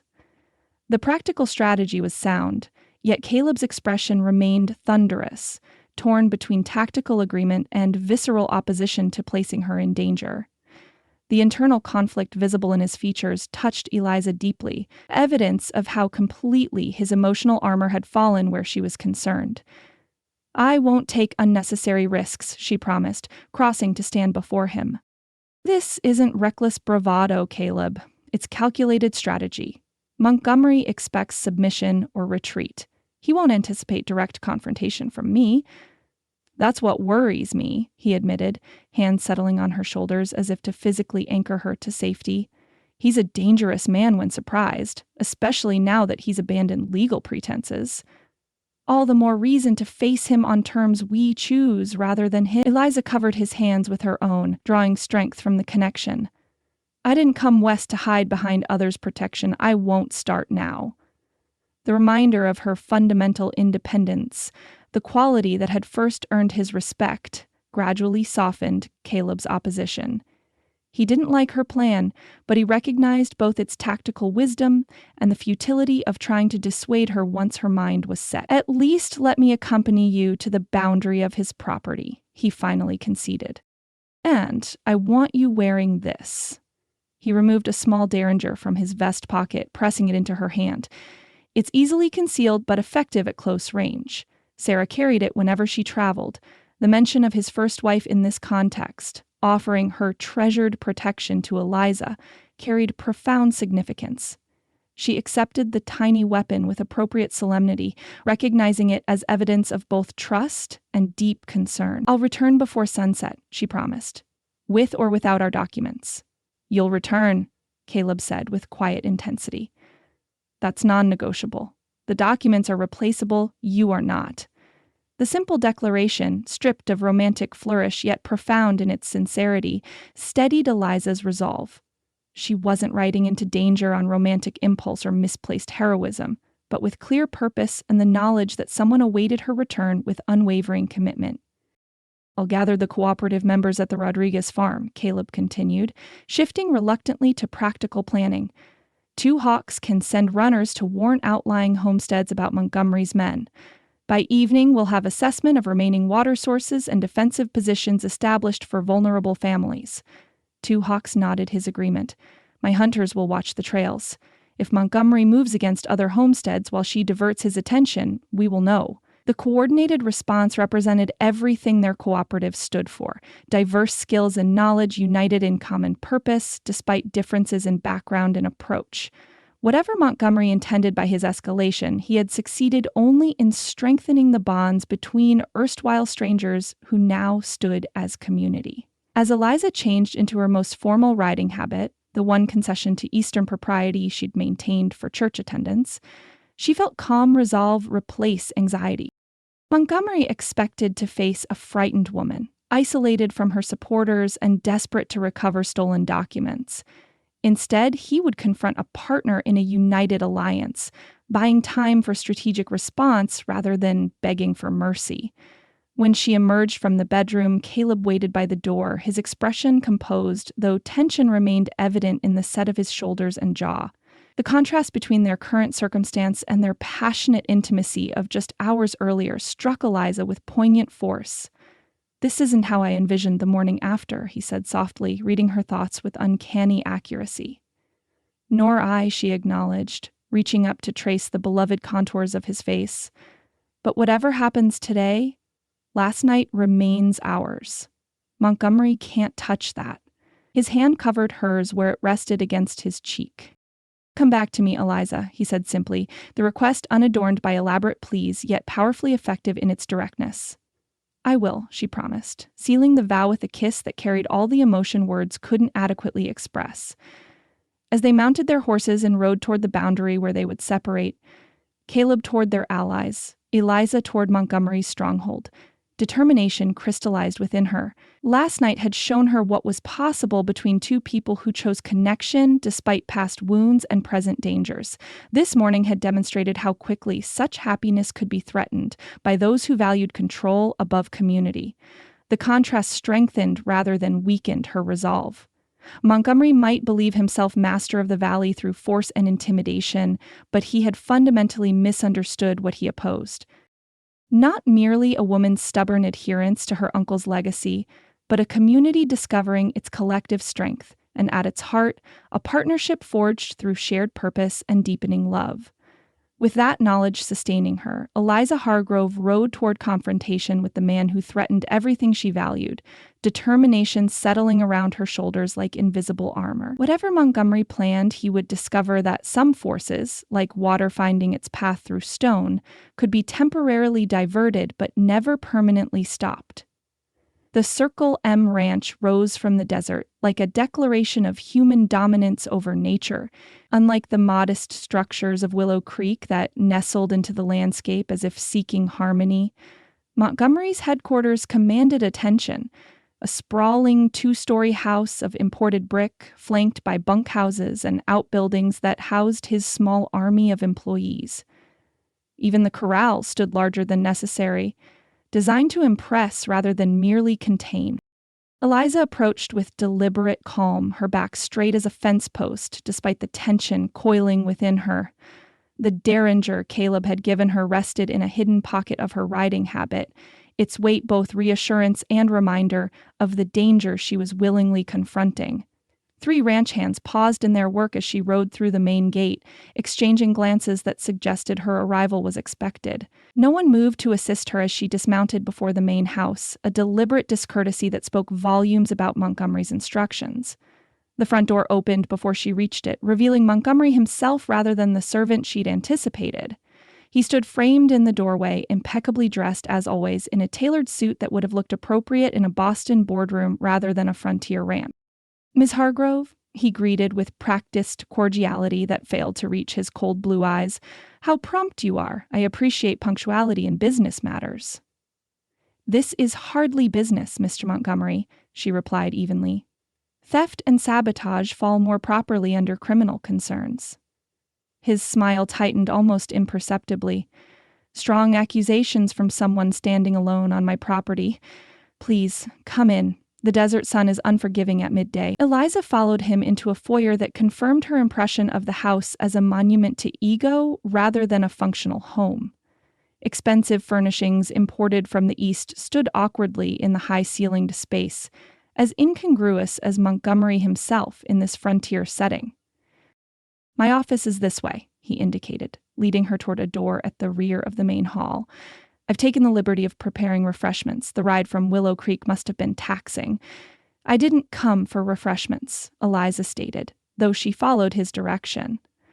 Direct confrontation served her purpose better than refusal of basic courtesies. "I came for my property documents." Montgomery's expression revealed nothing as he ushered her into a wood-paneled office dominated by a massive desk. The room spoke of power deliberately displayed. Mounted animal heads adorned the walls, thick carpets muffled footsteps, and behind the desk a large map of the territory showed properties marked in different colors, with the Circle M boundaries encompassing an alarming portion of the valley. "Please, be seated," he invited, gesturing toward a leather chair positioned before the desk. "We have much to discuss." Eliza took the offered seat, noting how its lower height forced her to look up at Montgomery when he settled into his own chair. Another calculated demonstration of power differential. She refused to be intimidated by such obvious tactics, maintaining direct eye contact despite the disadvantageous position. "I believe you have something that belongs to me," she said without preamble. "Several documents of significant legal importance." Montgomery leaned back, affecting an expression of mild confusion. "Documents? I'm afraid you'll need to be more specific, Miss Hargrove."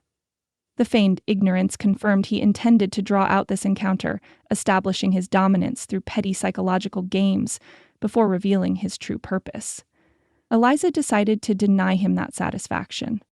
"The property deed to Willow Creek Ranch, water rights certificates, and my uncle's correspondence with territorial officials regarding the protected status of the spring," she enumerated precisely. "All stolen from my home while I attended yesterday's town meeting or during the night by men under your employment." A flicker of surprise crossed his features, perhaps at her directness or at her knowledge of when the theft occurred. He recovered quickly, replacing momentary discomfort with calculated charm. "Those are serious accusations, Miss Hargrove. If such documents are indeed missing, perhaps you should consult Sheriff Pickens rather than making unfounded allegations against a respected member of the community. We both know Sheriff Pickens dines at your table twice weekly and receives generous contributions to his re-election fund," Eliza replied calmly. "Just as we both know your men destroyed the spring's outlet with dynamite and are currently blockading water sources throughout the valley." The pretense of civility slipped slightly, revealing the harder man beneath Montgomery's polished exterior. "You seem remarkably well informed for someone who arrived in this territory mere months ago." "I listen to those you've chosen to ignore or intimidate," she answered simply. "It provides perspective you might find valuable." Montgomery studied her for a long moment, reassessing his approach. When he spoke again, the false charm had been replaced by businesslike directness. A shift Eliza counted as a small victory. "Let's dispense with games, then," he said, opening a drawer and withdrawing a familiar packet of documents. "Yes, these are the papers you described, and yes, I arranged their acquisition along with certain adjustments to water access throughout the region." The casual admission of criminal actions confirmed what Eliza had suspected. Montgomery believed himself beyond legal accountability, able to operate with impunity within his sphere of influence. Adjustments? She repeated, arch disbelief in her tone. An interesting euphemism for dynamiting a natural spring and armed intimidation of farmers and ranchers. Necessary measures to restore order after your disruptive cooperative threatened the region's established water management system, he countered, not bothering to deny her accusations. The territorial government granted me authority over water distribution during drought conditions. Your amateur arrangements undermined official policy that happens to benefit your operations at everyone else's expense, Eliza observed. Curious how that alignment occurred. Montgomery's mouth tightened at her implication of corruption, but he maintained his composure. The larger operations naturally receive priority during resource scarcity. It's simple economics, protecting investments that provide the greatest return to the territory's economy, while smaller landholders lose generations of work because they lack your political connections, Eliza finished for him. That's not economics, Mr. Montgomery. It's exploitation. A naive perspective from someone with limited understanding of frontier realities. He tapped the documents before him with manicured fingers. Which brings us to your current predicament. Without these papers, you have no legal proof of ownership or water rights. In the territorial courts, possession of documentation takes precedence over verbal claims. Are you suggesting you intend to claim ownership of Willow Creek through stolen documents? Eliza asked, genuine surprise momentarily displacing her careful composure. Even for Montgomery, such brazen theft seemed excessively bold. His laugh held no warmth. Nothing so crude, Ms. Hargrove. I'm merely explaining your vulnerable position to contextualize my proposal, which is a mutually beneficial arrangement. Montgomery leaned forward, his voice dropping as if sharing a confidence. You will publicly dissolve your disruptive cooperative, announce your intention to sell Willow Creek Ranch due to the difficulties of frontier life, and return east where a woman of your background clearly belongs. Eliza maintained her composure with effort, though anger simmered beneath her calm exterior. And in exchange, I'll ensure these documents find their way to the Territorial Land Office confirming your right to sell the property. To me, naturally, at a price that reflects current drought conditions but remains generous by local standards. He named a sum that, while substantial, represented perhaps half the ranch's true value. You'll return to Boston with your reputation intact and finances secured, leaving water management to those with appropriate expertise. The audacity of his proposal, demanding her capitulation and departure while offering a fraction of her property's worth in exchange for documents he had stolen, would have been laughable had the situation not been so serious. Eliza took a measured breath, considering her response carefully. And if I decline this generous arrangement, she asked, deliberate irony in her tone. Montgomery's expression hardened. Then, regrettably, these documents may be irretrievably lost in unfortunate circumstances. Without them, establishing your claim to Willow Creek would require lengthy court proceedings, during which the property and its water resources would remain under territorial administration, while my cooperative partners face armed men preventing access to water they desperately need, Eliza added, making explicit the threat underlying his proposal. Frontier life involves difficult choices, he replied with false sympathy, particularly for those ill-equipped to understand its harsher realities. Eliza allowed silence to stretch between them, maintaining outward calm while her mind worked through potential responses.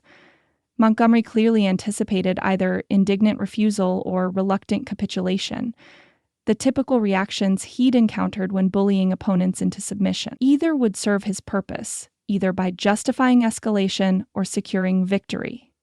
Instead, she chose a third path. You've overlooked something significant in your calculations, Mr. Montgomery, she said finally, her voice steady despite the anger coursing through her veins. And what might that be? He asked, clearly humoring what he perceived as desperate negotiation. Documents, while legally important, are ultimately just paper, Eliza replied, meeting his gaze directly.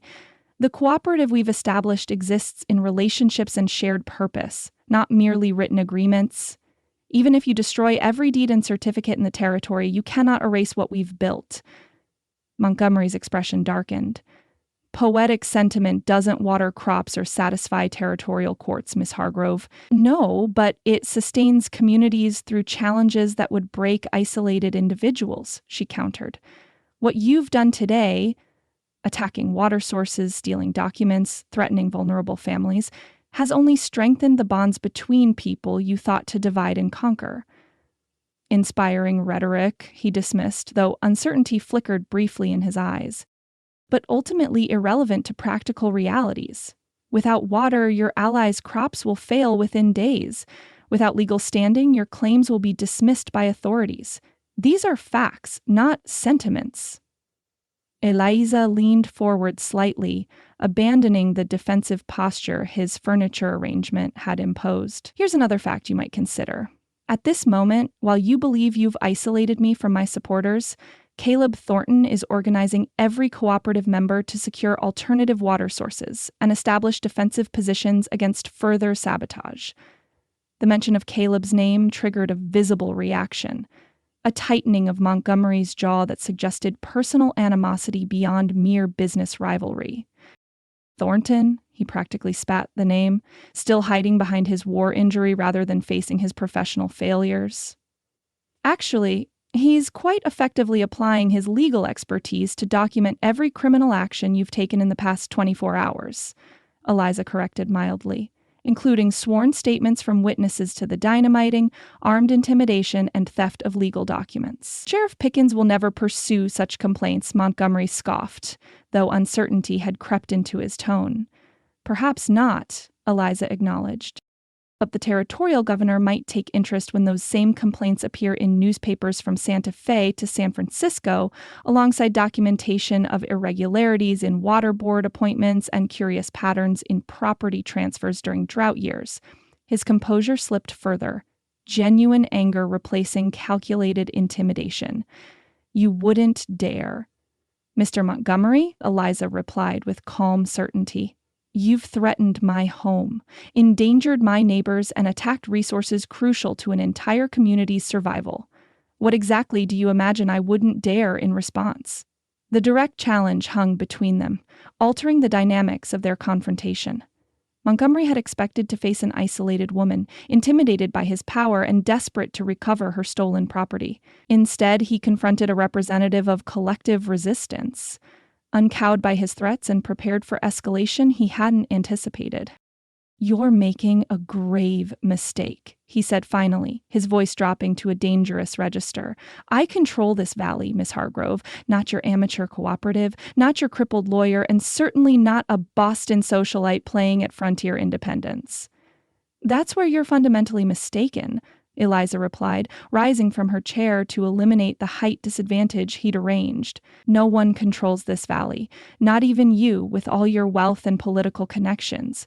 The land, the water, the people who've built lives here, they aren't possessions to be manipulated or resources to be exploited. They're a community you've failed to understand or respect."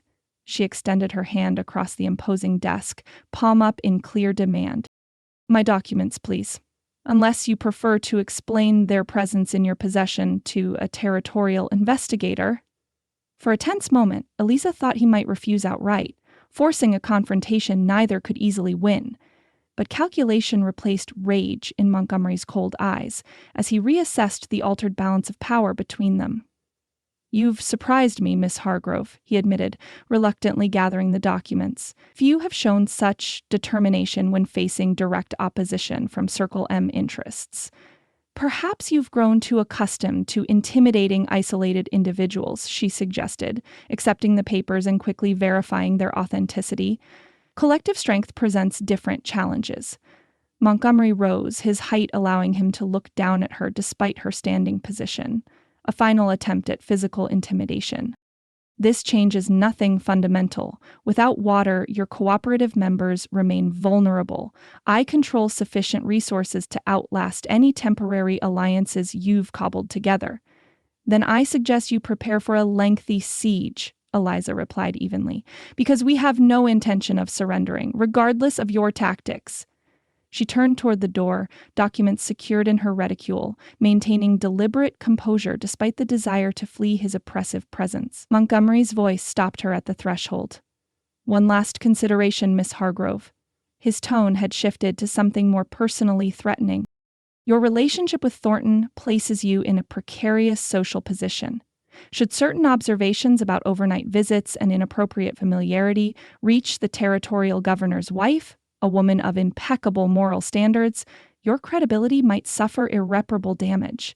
The naked threat to her reputation, and by extension to her standing within the community she'd helped build, struck with calculated precision. Yet, rather than inspiring fear, it fueled Eliza's determination. That Montgomery would stoop to such tactics only confirmed the weakness of his position. "Mr. Montgomery," she said without turning, her voice carrying quiet certainty, "I left Boston society's judgment behind when I came west. Frontier realities, as you've noted repeatedly, operate by different standards. But should you choose that battlefield, remember that whispers travel in multiple directions. I wonder how your political allies might react to detailed accounts of your methods for acquiring neighboring properties." She glanced back over her shoulder, meeting his gaze directly. "Some scandals prove more damaging than others, particularly when they involve tactics that violate not just propriety, but law." Without waiting for his response, Eliza departed with unhurried dignity, sensing she'd won this particular skirmish while recognizing the larger conflict remained unresolved. Montgomery would not abandon his objectives merely because one intimidation attempt had failed. If anything, her defiance would intensify his determination to break the cooperative and reclaim control of the valley's water resources. Outside, her mare waited where she'd left her, though someone had moved the animal into shade. A small kindness from one of the ranch hands that suggested not everyone under Montgomery's employ shared his ruthless perspective. Eliza mounted without assistance, aware of watching eyes from the bunkhouse and stables as she turned her horse toward Willow Creek. She maintained dignified composure until well beyond sight of the Circle M, then allowed her shoulders to sag slightly as tension drained from her body. The confrontation had demanded every ounce of courage and strategic thinking she possessed, leaving her physically exhausted despite the victory represented by the recovered documents, secure in her reticule. Halfway back to Willow Creek, a rider appeared on the trail ahead, Caleb, his expression transforming from anxiety to relief as he recognized her approaching form. He urged his gelding forward at a gallop, reaching her side in moments. "You're safe," he said, the simple observation carrying profound emotion. His gaze swept over her, searching for signs of mistreatment or distress. "And successful," Eliza added, patting her reticule where the documents rested, though Montgomery was less than gracious about returning stolen property. Caleb's expression darkened. "Did he threaten you?" "In several ways," she acknowledged honestly. "None that surprised me particularly. He's become predictable in his tactics, if increasingly desperate in their application." A muscle jumped in Caleb's jaw as he fought to control his anger at Montgomery's implied threats.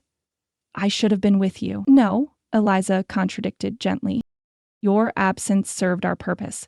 While Montgomery focused on intimidating me, you've been organizing our allies, yes?" The practical reminder shifted his focus from protective outrage to strategic update. "The Rodriguez family has established a central distribution point for remaining water sources. We've identified 3 wells still functioning and created a rotation for sharing access. 2 Hawks hunters are patrolling boundaries and reporting on Montgomery's men's movements." "And the spring?" Eliza asked, the damage to the sacred water source weighing heavily on her conscience. "Extensive, but potentially repairable," Caleb replied. "Night Hunter believes the sacred pool itself remains intact beneath the rockfall. With coordinated effort, we might clear an outlet within days rather than weeks." The news brought unexpected relief. Montgomery had struck a significant blow, but not an irreversible one. With community effort, the spring's flow could be restored, a powerful symbol of resilience against intimidation tactics. "We should return to the Rodriguez farm," Caleb continued. "The cooperative members have gathered there to coordinate response. They're waiting for news of your confrontation with Montgomery." Eliza nodded her agreement, though fatigue pulled at her limbs after the emotional intensity of the morning's events. As they rode side by side toward their allies' gathering, she briefly recounted her exchange with Montgomery, including his orchestration of the valley-wide water sabotage and his attempt to force her departure through legal manipulation. "He's abandoned pretense entirely," Caleb observed grimly, "which makes him more dangerous but also more vulnerable. Tactics that might be dismissed as unfortunate accidents or unproven allegations are now overtly criminal actions with multiple witnesses. Yet Sheriff Pickens remains unlikely to intervene," Eliza pointed out. And Montgomery seemed confident territorial officials would support his position regardless of evidence. "Some would," Caleb acknowledged, "but others value their reputations too highly to be publicly associated with such blatant corruption. Montgomery's escalation has created openings we didn't previously have." The strategic assessment reminded Eliza why this man had once been a respected attorney. His ability to identify leverage points within seemingly hopeless legal situations remained undiminished, despite his retreat from formal practice. Combined with her own determination and their allies' collective resources, perhaps they stood a better chance against Montgomery's power than she'd initially believed. As they approached the Rodriguez farm, the scale of community response became visible. Wagons from various homesteads filled the yard, people of diverse backgrounds working together to distribute water barrels and organize defense for vulnerable properties. Mexican farmers consulted with Anglo ranchers over maps spread across makeshift tables, while Two Hawks and several Apache hunters conferred with Senor Rodriguez about trail conditions in Montgomery's men's positions.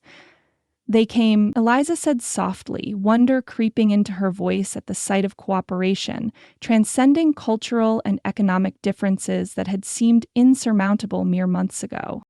"Of course they came," Caleb replied, his hand briefly covering hers where it rested on her saddle horn. "You showed them what's possible when people stand together rather than allowing themselves to be isolated and intimidated. That vision is more powerful than Montgomery's threats." The simple observation carried profound truth. What had begun as a practical water-sharing arrangement had evolved into something more significant, a community discovering its collective strength against entrenched power that had long seemed unassailable. Their arrival drew immediate attention, conversations pausing as people gathered to hear the outcome of Eliza's confrontation with Montgomery. Isabella Rodriguez hurried forward to help her dismount, concern evident in her expressive features. "You faced him alone," the young woman said, equal parts awe and reproach in her tone. "We feared for your safety when Senor Thornton told us where you had gone. Montgomery wouldn't risk open violence against me," Eliza assured her, though the confidence in her voice exceeded her actual certainty at the time. "His methods rely on intimidation and legal manipulation rather than direct force." "Until now," Senor Rodriguez interjected, joining them with grave expression. "The dynamiting of the spring and armed blockade of water sources represent significant escalation. He grows desperate as his control weakens." The assessment matched Eliza's own impression of Montgomery's increasingly erratic tactics. As community members gathered around, she provided a concise account of her confrontation, including recovery of the stolen documents and Montgomery's explicit threats against the cooperative. "He believes we'll scatter like quail when water grows scarce," she concluded. "That without immediate access to the spring, smaller holdings will be forced to capitulate to his demands."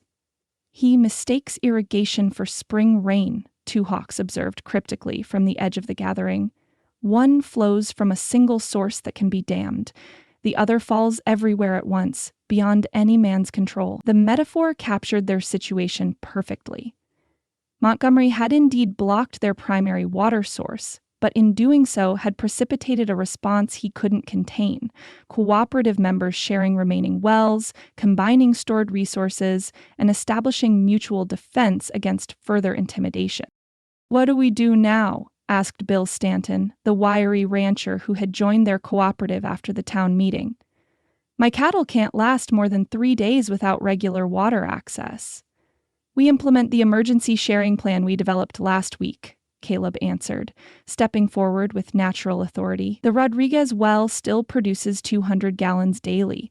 The Suarez family has access to the Eastern Creek that remains unblocked. With careful rationing and transport rotation, we can sustain essential livestock and priority crops until we clear the spring outlet. And Montgomery's men? Questioned another rancher, concern evident in his weathered features. They're patrolling boundaries with rifles, preventing access to streams that rightfully belong to adjacent properties. We travel in groups, armed but disciplined, Caleb replied, his military experience evident in his tactical approach. Not seeking confrontation, but prepared to defend water rights legally established. Two Hawks hunters will provide advance warning of patrols, allowing us to avoid unnecessary encounters while maintaining access to critical resources. The practical strategy addressed immediate concerns while avoiding escalation to open violence that would only harm their cause. As discussion continued, breaking into smaller groups focused on specific tasks, Eliza found herself drawing strength from the community's resilience in the face of Montgomery's attack. "You should rest," Caleb murmured, noticing her fatigue despite her efforts to conceal it. "The confrontation with Montgomery took more from you than you're admitting." "There's too much to coordinate," she protested, though exhaustion pulled at her limbs and clouded her thoughts. The distribution schedule, defensive arrangements, communication with outlying members, all proceeding under capable management, he interrupted gently. Isabella has organized the water distribution with remarkable efficiency. The Rodriguez brothers are coordinating defensive patrols. Two Hawks runners maintain communication between homesteads. Your vision set this in motion, Eliza, but it no longer requires your constant supervision to function. The observation brought unexpected emotion to her throat. Pride in what they'd built together, gratitude for allies who had embraced shared responsibility, hope that their collective strength might indeed prove sufficient against Montgomery's resources. "Just a brief rest," she conceded, allowing Caleb to guide her toward the Rodriguez home where Isabella had prepared a small room for her use. "Wake me if anything changes."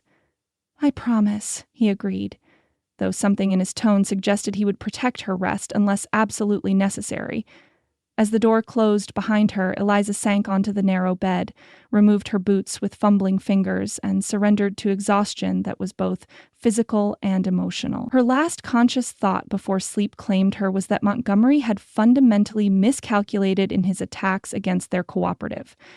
By striking at water sources throughout the valley simultaneously, he had transformed isolated concerns into common cause. By targeting the spring so dramatically, he had united diverse communities in defense of a shared resource. By escalating beyond legal manipulation to outright sabotage, he had surrendered the moral high ground that had protected him from serious challenge. The battle for Willow Creek had expanded beyond property boundaries or water rights to encompass competing visions for the territory's future. Exploitation versus stewardship, division versus cooperation, intimidation versus community. Victory remained uncertain, with Montgomery's resources and political connections providing significant advantages. Yet, as sleep finally claimed her, Eliza Hargrove found herself facing that uncertainty with unexpected confidence, not because she believed their struggle would be easy or swift, but because she had witnessed the power of connection against isolation, of shared purpose against individual ambition.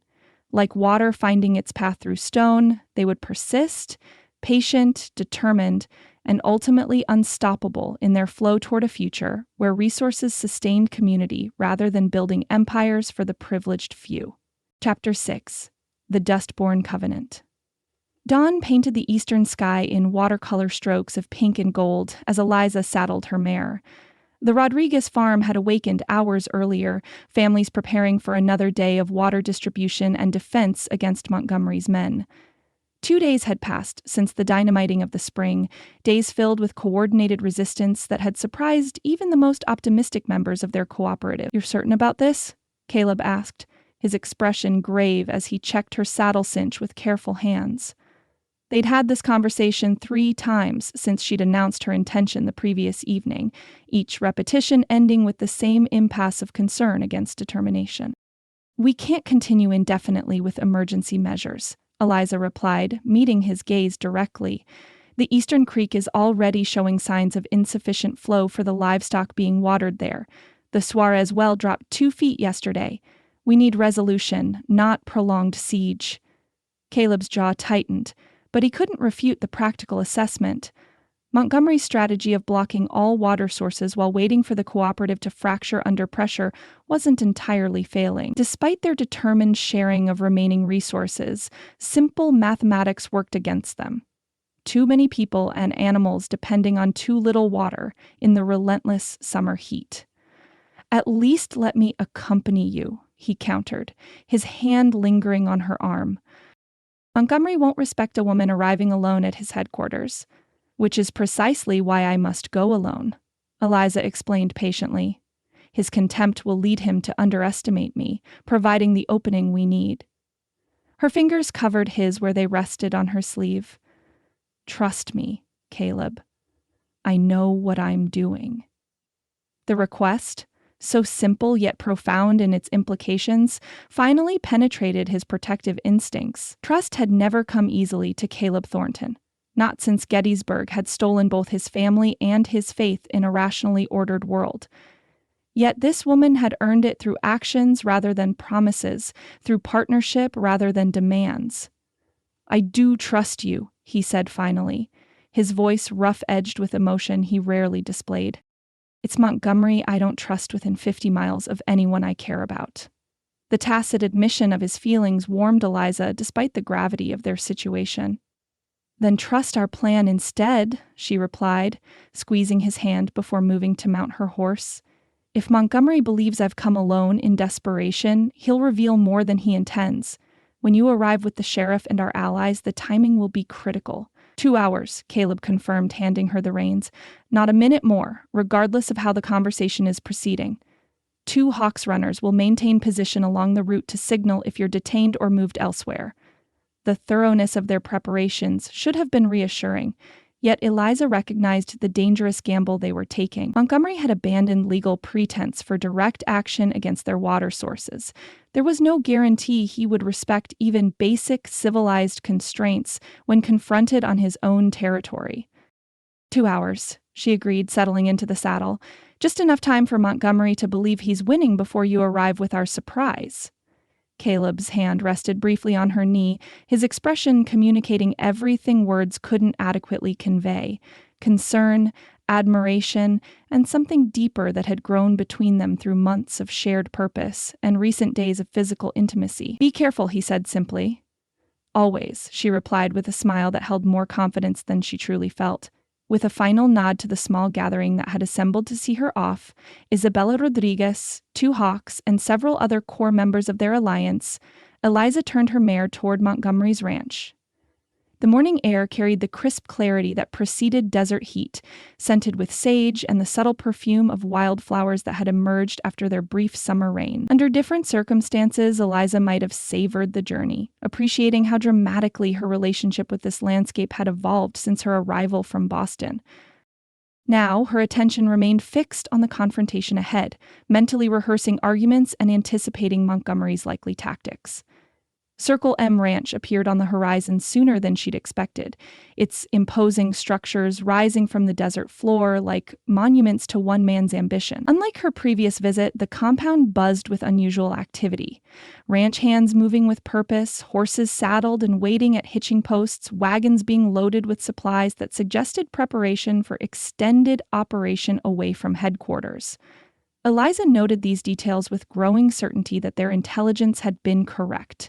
Montgomery was indeed planning something significant, likely another coordinated action against cooperative members' remaining water sources. The timing of her visit couldn't have been better. As before, her arrival drew immediate attention. Ranch hands paused in their tasks, exchanging glances loaded with significance as she dismounted before the main house. This time, however, no one emerged to greet her. An intentional discourtesy meant to establish dominance before their conversation even began. Eliza refused to play that game. Rather than approaching the door as a supplicant, she removed her gloves unhurriedly and surveyed the compound with deliberate attention, her posture conveying confidence rather than uncertainty. The subtle power move had its intended effect. Within minutes, the front door opened to reveal Montgomery himself. "Miss Hargrove," he greeted, surprise barely concealed beneath practiced courtesy. "This is unexpected. I don't believe we had arranged a meeting." Some discussions don't benefit from advance notice, Mr. Montgomery, she replied pleasantly, approaching with measured steps. I believe we have matters to resolve that have waited long enough. His eyes narrowed slightly, reassessing her purpose. Whatever desperation or fear he'd anticipated seeing in her demeanor was noticeably absent, replaced by composure that clearly discomfited him. Indeed, he said after a moment's consideration. Please, come inside. The morning sun grows intense. The interior of the house felt oppressively still after the activity outside, heavy draperies blocking natural light and creating artificial twilight that required moments of adjustment. Montgomery led her not to his office as before, but to a formal parlor clearly designed to impress Eastern visitors with its incongruous opulence amid frontier surroundings. May I offer refreshment? He inquired, the perfect host despite the circumstances that had brought her to his door. Coffee? Perhaps something stronger given the early hour and nature of your visit. Water would be appropriate, Eliza replied with pointed emphasis, though I understand it's becoming a scarce commodity in the valley. The barb landed as intended, a fleeting tightness around his mouth betraying irritation before his expression smoothed back to calculated affability. Indeed, drought creates unfortunate scarcity that tests even the most carefully managed resources, especially when someone dynamites natural springs and blockades access to shared waterways, she added, maintaining her pleasant tone despite the accusation's weight. Montgomery abandoned the pretense of routine social exchange, his manner shifting to businesslike efficiency as he dismissed the hovering servant with a sharp gesture. Once they were alone, he fixed Eliza with a direct stare that had intimidated countless opponents over the years. You're either remarkably brave or foolish to come here alone, Miss Hargrove, given our last interaction.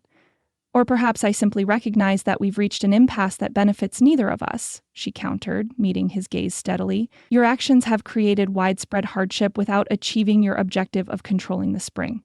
Our resistance continues despite your best efforts to break the cooperative. Meanwhile, valuable resources that could sustain the entire valley are being wasted in pointless conflict. Her practical assessment seemed to catch him off guard. He had clearly anticipated emotional pleading or desperate negotiation rather than this calm analysis of their situation. An interesting perspective, he allowed, studying her with renewed attention. Though it overlooks a fundamental reality, time favors my position, not yours.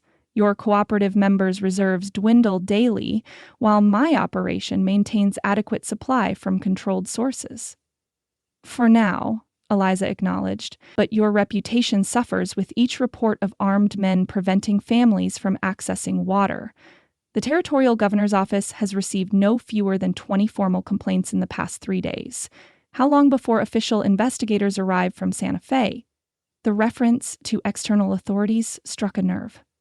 Montgomery's expression darkened momentarily before he mastered himself. Political connections can delay bureaucratic responses indefinitely, especially in remote territories, but not forever, she pressed. Eventually, someone will take notice of a private citizen commanding armed men to seize water rights during drought. The question becomes whether you wish to resolve this situation on your terms or wait for external intervention. Montgomery rose, moving to a sideboard where crystal decanters caught what little light penetrated the heavy draperies. He poured himself a measure of amber liquid without offering Eliza her requested water. Another small power play, she noted without comment. You suggest I should simply surrender control of water resources I've spent years securing through entirely legal means? He said, his back still turned to her. That hardly seems a reasonable proposition. I haven't yet made a proposition, Eliza corrected calmly. I'm merely establishing our mutual interest in resolution rather than prolonged conflict. He turned, studying her with narrowed eyes that assessed and calculated in equal measure. Very well. What resolution do you propose? This was the moment Eliza had prepared for. The opportunity to lead Montgomery exactly where she wanted him without revealing her true strategy. She leaned forward slightly, as if sharing a confidence. I've come to realize there's a simpler solution than either of us had considered, she began, watching his expression carefully. The fundamental issue remains divided control of the watershed feeding the spring. Your holdings and mine, combined with Thornton's, create a fragmented authority that prevents efficient management. A problem I attempted to resolve by purchasing Willow Creek, Montgomery interjected, an offer you repeatedly rejected. Because property transfer merely shifts the problem rather than resolving it, Eliza explained as if tutoring a promising but slow student. What's needed is unified management without requiring any party to surrender their legitimate interests. Interest sparked in Montgomery's cold eyes, the first genuine reaction she'd observed beneath his calculated responses. You have my attention, Miss Hargrove. A formal partnership, she proposed, maintaining an earnest expression that revealed nothing of her true purpose. Legal recognition of shared water rights, coordinated management of the resource, equitable distribution during drought conditions. Montgomery's short laugh held no humor. A partnership requires trust, Ms. Hargrove. Recent events suggest that commodity is in short supply between us. Perhaps, she acknowledged with a slight incline of her head. Though business arrangements often succeed where personal relations might falter, he studied her thoughtfully, swirling the liquor in his glass as he considered implications beyond her words. A partnership, he repeated slowly, between Circle M and Willow Creek, with Thornton as, silent partner in this arrangement. That would be a matter for discussion, Eliza replied carefully, watching him circle closer to the hook she'd baited. Though there are more personal arrangements that might simplify matters considerably. Montgomery stilled, his glass halfway to his lips. Personal arrangements. Marriage has historically served as an effective method of uniting competing interests, Eliza observed with deliberately casual delivery, as if discussing crop rotation rather than lifetime commitment. It would resolve questions of property management while preserving individual ownership. The suggestion, outrageous under any other circumstances, landed precisely as she'd anticipated. Montgomery's surprise gave way to calculating assessment as he recognized potential advantages that aligned with his own ambitions. An unexpected proposal, he said, setting his glass aside to give her his full attention, especially given your association with Thornton. Business and personal considerations occasionally diverge, Eliza replied smoothly. Mr. Thornton has been a valuable ally, but our arrangement has always been pragmatic rather than permanent. The lie slid easily from her lips, necessary deception in service of their larger strategy. Montgomery wanted to believe her capable of such cold calculation because it mirrored his own approach to relationships. Such an arrangement would indeed resolve many complications, he acknowledged, moving to sit opposite her, his manner shifting subtly toward courtship rather than confrontation. Though it would require certain adjustments to your current approach, the cooperative, for instance, cannot continue in its present form. Naturally, Eliza agreed, as if conceding an obvious point. Though some modified structure might serve mutual interests, controlled access rather than unrestricted sharing, with appropriate compensation to the primary water rights holders. His smile widened, the predator sensing prey moving into optimal position. You surprise me, Miss Hargrove. I had not anticipated such pragmatism in your thinking. Frontier life teaches adaptation, she replied with a smile that revealed nothing of her true thoughts. As you've noted on several occasions, Eastern sensibilities must evolve to meet Western realities.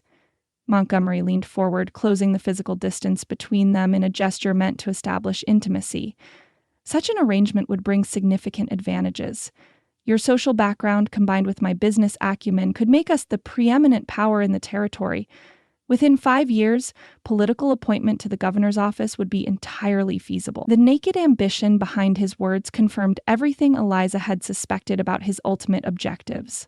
Water control represented merely the first step toward political power that would extend far beyond the valley's boundaries.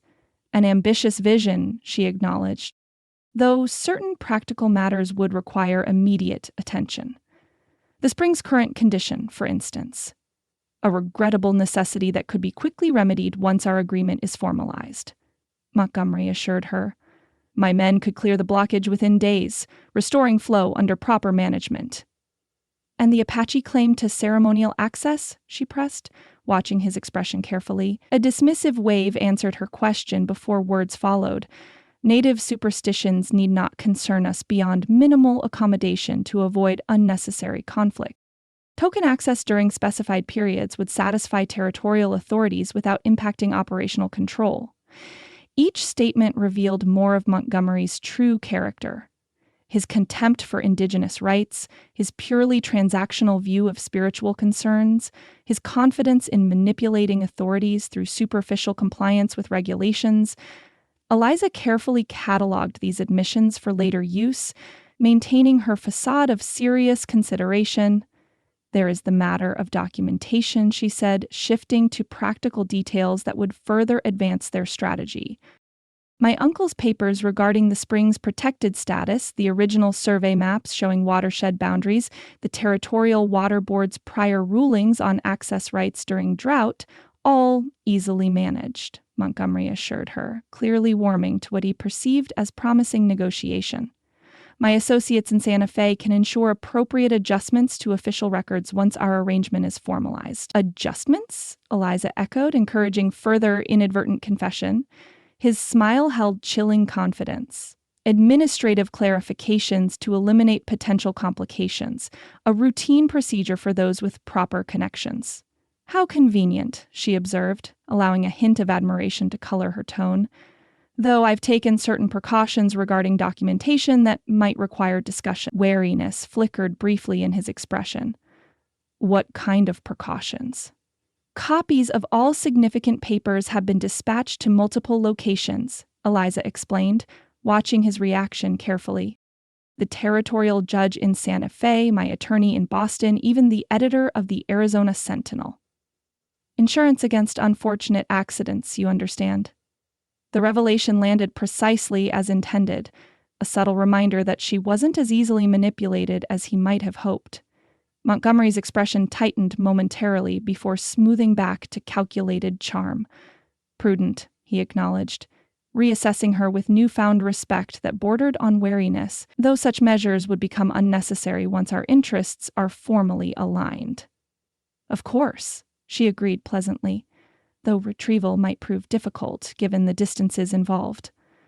Before Montgomery could respond, a commotion outside drew their attention. Multiple riders approaching at speed, voices raised in sharp commands. His expression darkened as he rose, moving swiftly to the window to peer through a gap in the heavy draperies. You were expected to come alone, he said, accusation replacing the calculated charm of moments earlier. I did come alone, Eliza replied calmly, rising to join him at the window, though I may have mentioned my destination to several concerned associates. Through the narrow opening, she could see Caleb dismounting from his gelding, Sheriff Pickens reluctantly following with obvious discomfort. Behind them, a wagon carried Senor Rodriguez and several other cooperative members, while 2 hawks and 3 elderly Apache men in ceremonial attire approached on horseback. What is this? Montgomery demanded, turning on her with barely controlled fury. Some theatrical attempt at intimidation? Justice, Eliza corrected, meeting his gaze steadily. Something long overdue in this valley. His hand shot out, gripping her arm with bruising force. Whatever game you're playing, Miss Hargrove, you've miscalculated badly. Sheriff Pickens follows my direction, not yours. Perhaps, she acknowledged, maintaining her composure despite his painful grip. Though even the most accommodating officials find it difficult to ignore direct evidence of criminal action when presented publicly. A sharp knock at the front door interrupted whatever threat Montgomery had been about to deliver. With a final warning glare, he released her arm and moved to the parlor doorway. Deal with them, he ordered a waiting servant. I'm occupied with an important guest. I believe your guest wishes to join this discussion, Eliza called, following him into the entrance hall, despite his obvious desire to isolate her. In fact, I insist upon it. Before Montgomery could prevent it, Eliza had opened the front door herself, revealing Caleb, Sheriff Pickens, and the diverse group of cooperative representatives waiting on the porch. Caleb's expression darkened as he noted the red marks visible on her arm where Montgomery's fingers had dug into her flesh. Miss Hargrove, Sheriff Pickens greeted with obvious discomfort, his gaze shifting between her and his powerful patron. We've come to ensure your welfare and address certain legal matters that have arisen. How considerate, she replied with deliberate pleasantness. Mr. Montgomery and I were just discussing resolution of our water dispute. Your timing is impeccable. Montgomery's cold fury was barely contained as the uninvited delegation moved into his home, transforming what he'd believed to be a private negotiation into public confrontation. His ranchmen had gathered in the yard, hands hovering near holstered weapons as they awaited instructions that hadn't yet come. "This is a private residence," Montgomery stated coldly, addressing the sheriff rather than the larger group, "not a courthouse for airing grievances." "Ordinarily, I'd agree," Pickens replied, discomfort evident in his shifting stance. "But these gentlemen have presented documentation that requires immediate attention. Official matters that can't be delayed, you understand." The sheriff's uncharacteristic backbone suggested something significant had changed since their strategy was formulated. Eliza caught Caleb's eye, receiving the barest nod in confirmation. Their plan had developed additional strength beyond what they'd anticipated. "Perhaps we should move this discussion to more appropriate accommodations," Eliza suggested, gesturing toward Montgomery's formal dining room, visible through an open doorway, given the number of interested parties. Without waiting for Montgomery's agreement, she led the way into the imposing room, dominated by a massive table that could easily seat 20 guests. The presumption of guiding others through his home struck Montgomery like a physical blow, his control of the situation slipping visibly with each passing moment. "Sheriff, what exactly is the meaning of this intrusion?" he demanded as the group arranged themselves around the table, cooperative members on one side, Montgomery and his hastily summoned foreman on the other. Pickens cleared his throat nervously, withdrawing several official-looking documents from inside his vest. "Complaints have been filed regarding water access throughout the valley, Mr. Montgomery. Serious allegations of tampering with natural waterways, dynamiting a spring, armed intimidation of property owners, matters I can't simply ignore given the number of witnesses." "Ridiculous," Montgomery scoffed. "Desperate attempts by failing operations to blame their incompetence on successful management. You know better than to give credence to such obvious fabrications." "Ordinarily, I might agree," the sheriff acknowledged uncomfortably, "but certain evidence has surfaced that requires official investigation." He glanced toward Two Hawks, who had entered with dignified silence along with the 3 Apache elders. "Evidence predating current territorial administration." Montgomery's expression hardened as he noted the elders' presence. "Indian claims have no standing in territorial courts. You know this, Pickens." "Federal treaties do," Caleb interjected smoothly, his legal treaty evident in the precision of his statement. "Particularly those formally ratified by territorial governors and recognized by Washington authorities." Before Montgomery could formulate a response, Two Hawks stepped forward, placing a leather tube on the table, the kind used to protect important documents from damage during transport. With deliberate movements that commanded attention despite their simplicity, he removed an aged parchment carefully from the container and unrolled it on the polished surface. "The Water Covenant," he announced, his weathered hand indicating faded script visible beneath official seals and signatures. "Made between the people and the White Father's government when first settlers came to this valley. Before Montgomery, before Hargrove, before any current claims." Curiosity overcame even Montgomery's hostility as he leaned forward to examine the document.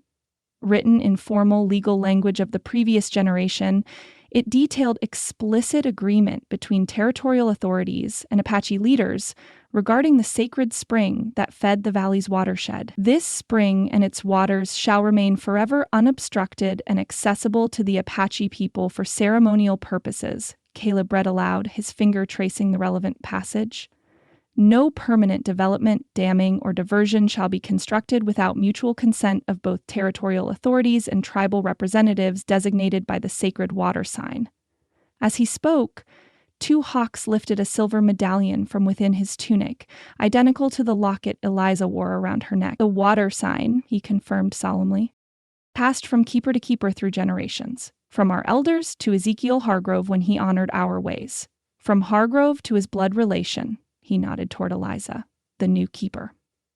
Montgomery's expression shifted from dismissive to calculating as he assessed this unexpected development.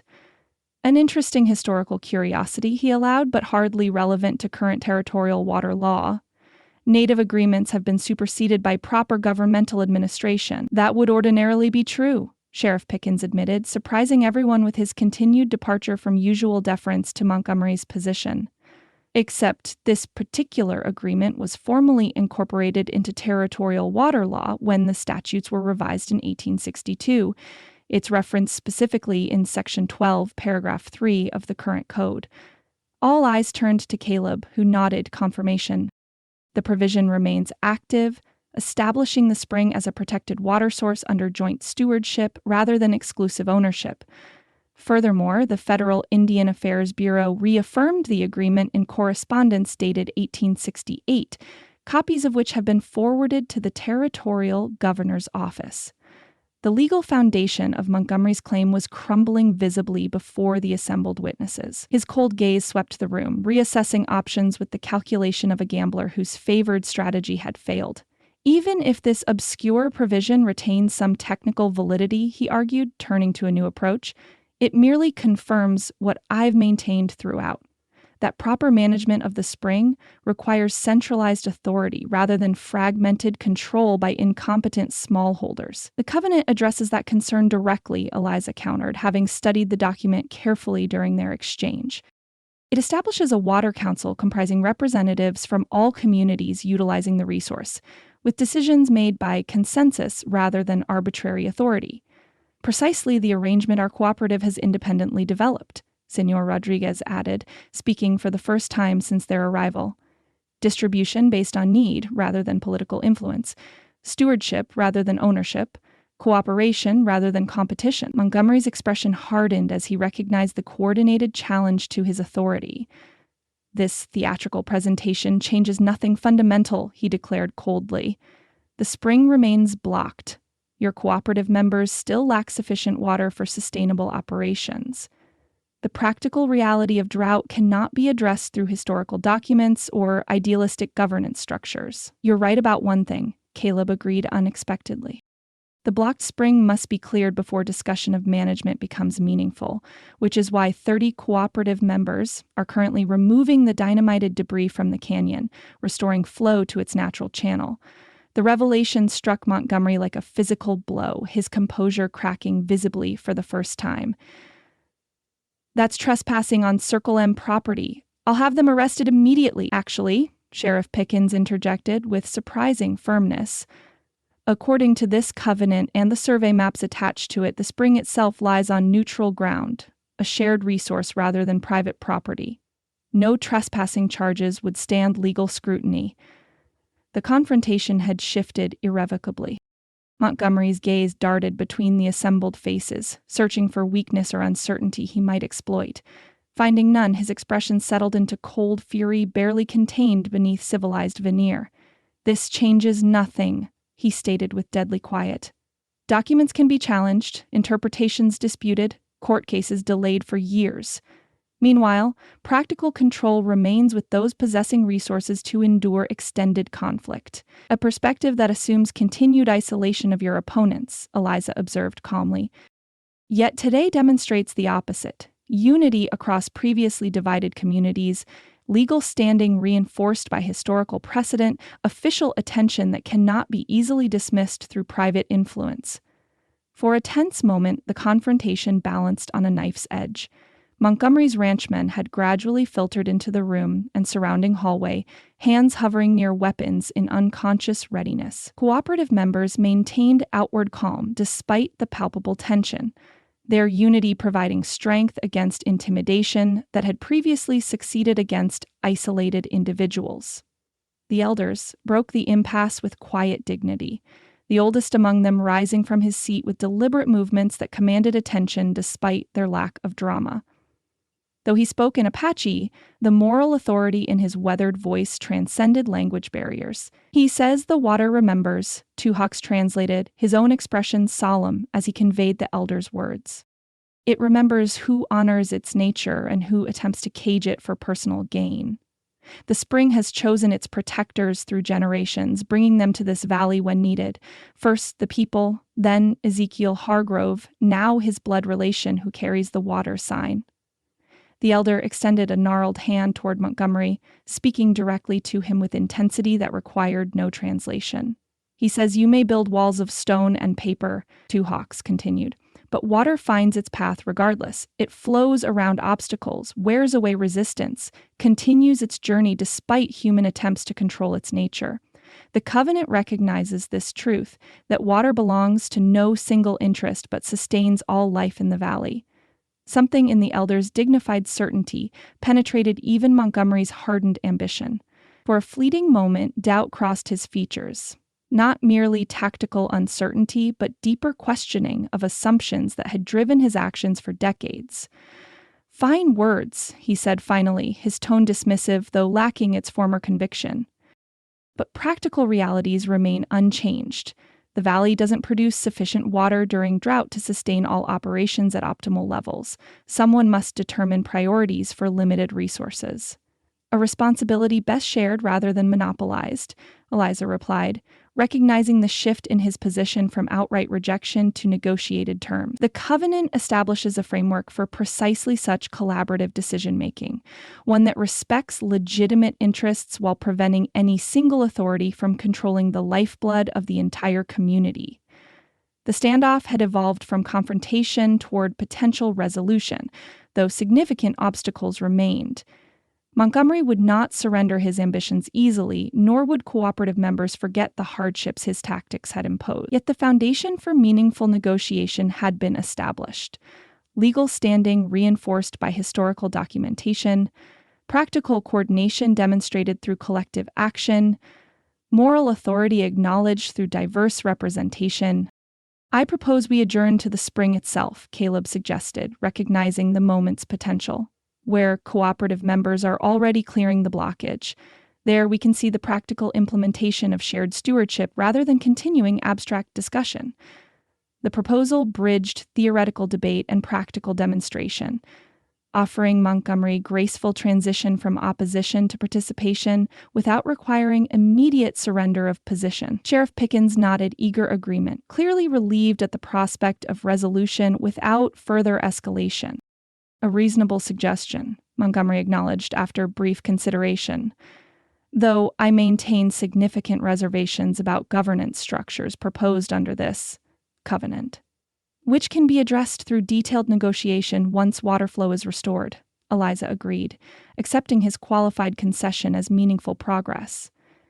The cooperative never sought to exclude legitimate interests, only to ensure equitable access for all community members. As the gathering prepared to depart for the Spring Canyon, Eliza found herself momentarily alone with Caleb near the dining room entrance. His fingers brushed hers briefly, the subtle contact conveying everything words couldn't express in their public setting. "You were magnificent," he murmured, pride evident beneath his controlled expression.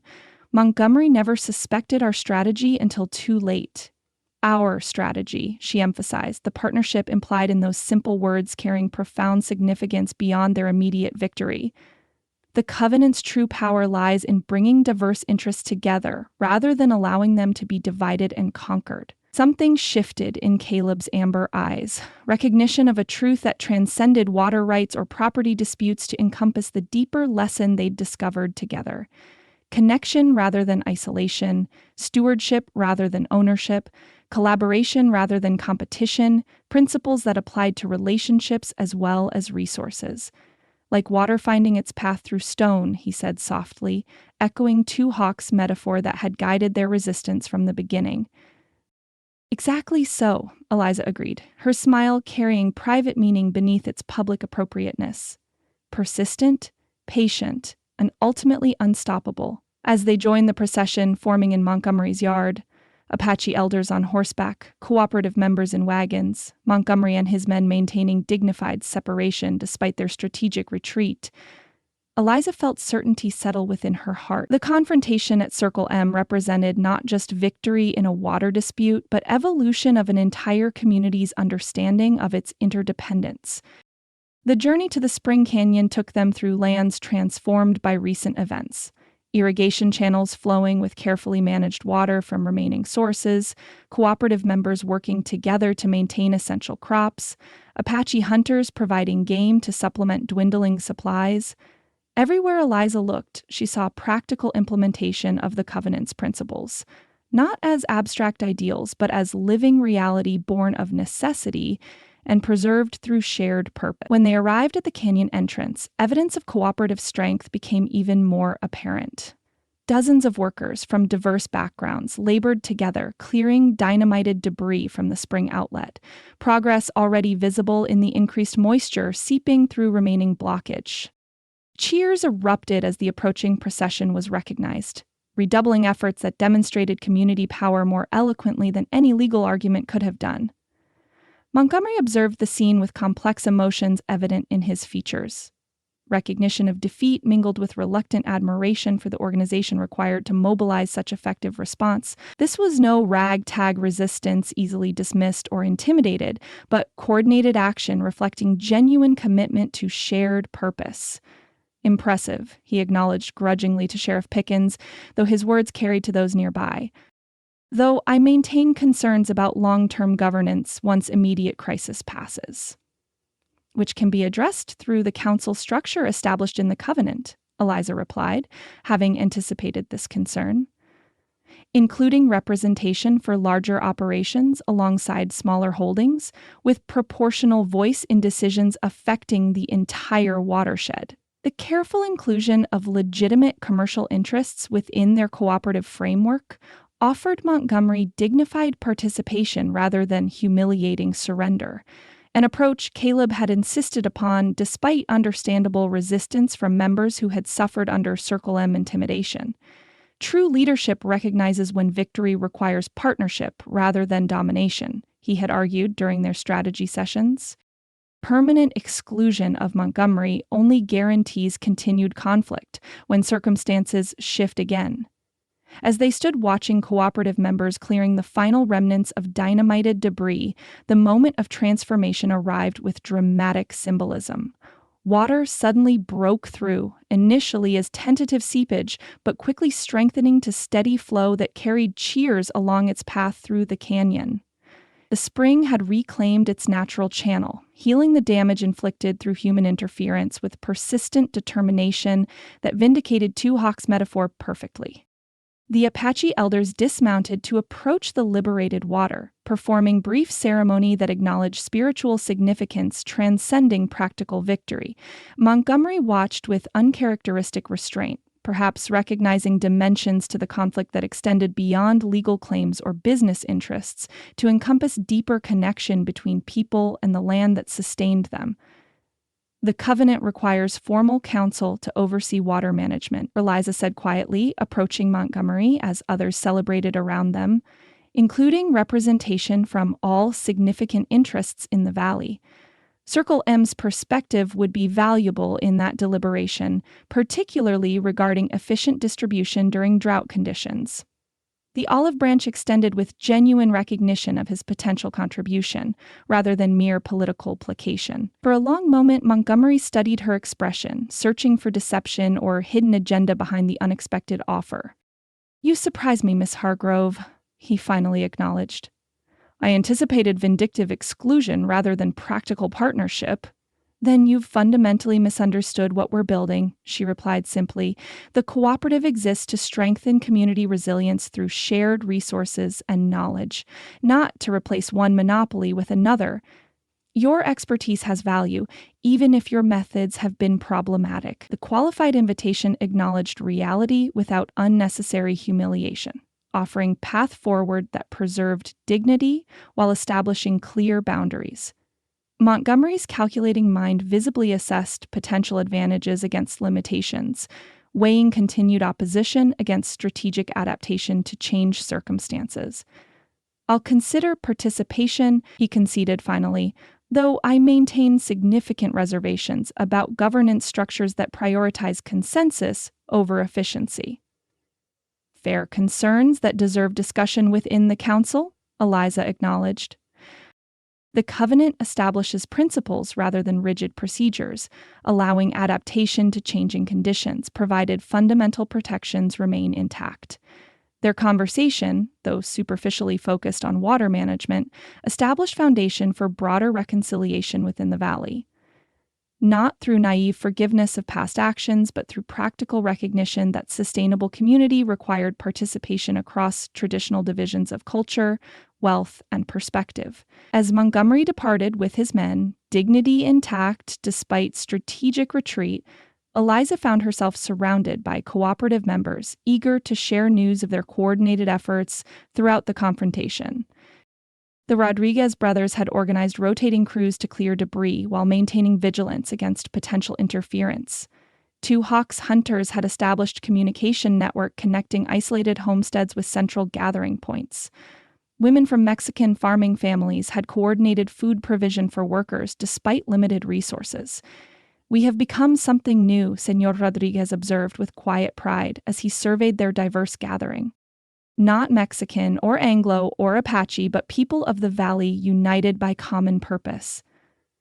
The covenant's true meaning, two Hawks agreed, joining their conversation with dignified satisfaction.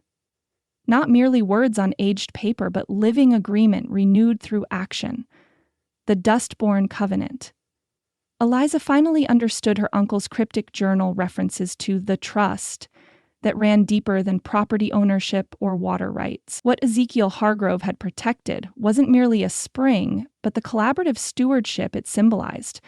Connection between diverse peoples united by dependence on shared resources. As the day's light began to soften toward evening, workers gradually departed the canyon, returning to homes and ranches with renewed confidence in their collective future. The Water Council would require patience and compromise to establish effective governance, especially with Montgomery's cautious participation, but the foundation had been laid for cooperation that transcended individual interests. Eliza found herself alone at the spring's edge as twilight painted the canyon walls in shades of amber and rose.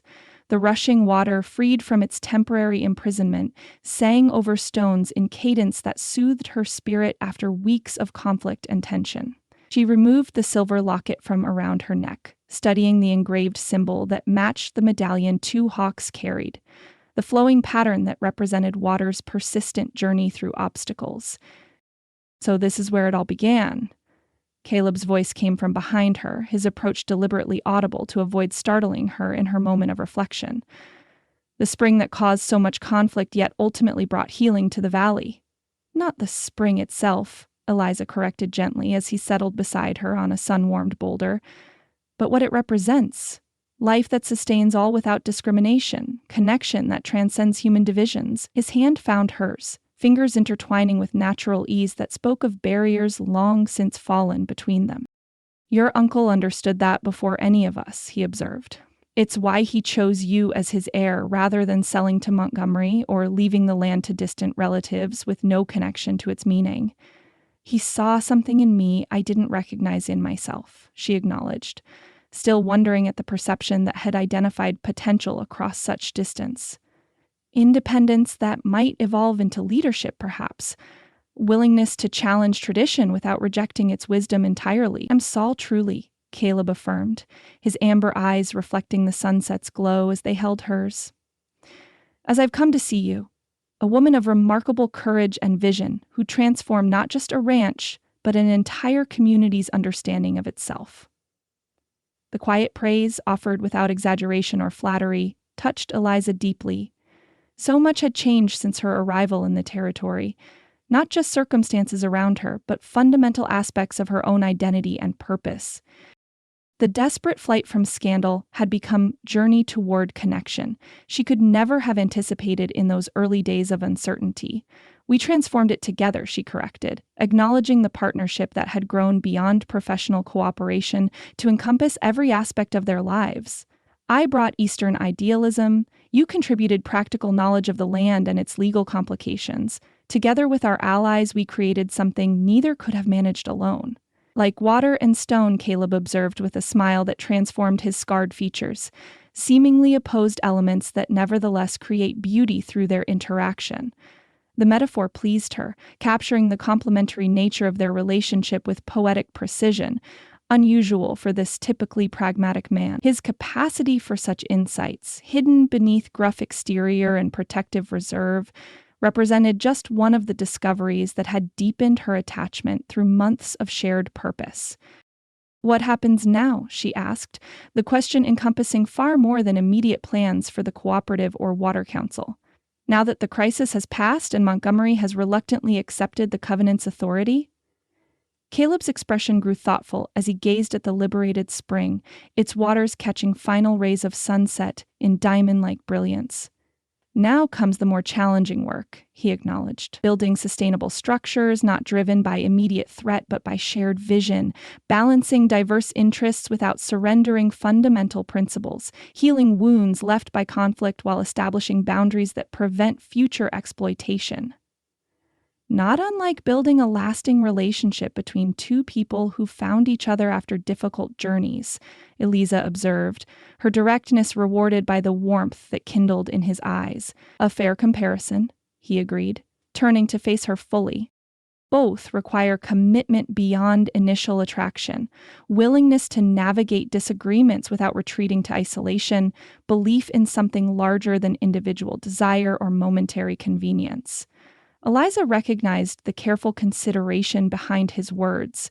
This man who measured speech as precisely as water during drought, offering neither false promises nor easy platitudes. His honesty had drawn her from the beginning, providing foundation for trust that had gradually deepened into something far more profound. I've been thinking about Two Hawks' metaphor, she said after comfortable silence had stretched between them, about water finding its path through stone, patient, persistent, ultimately unstoppable in its journey.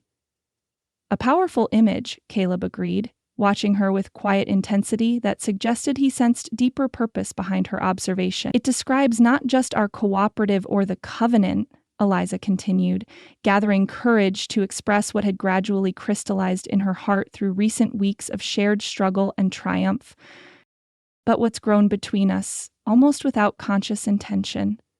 Connection that began as practical alliance, yet gradually wore away barriers neither of us intended to lower. His hand tightened around hers, silent encouragement to continue thoughts he perhaps shared but hadn't yet found words to express.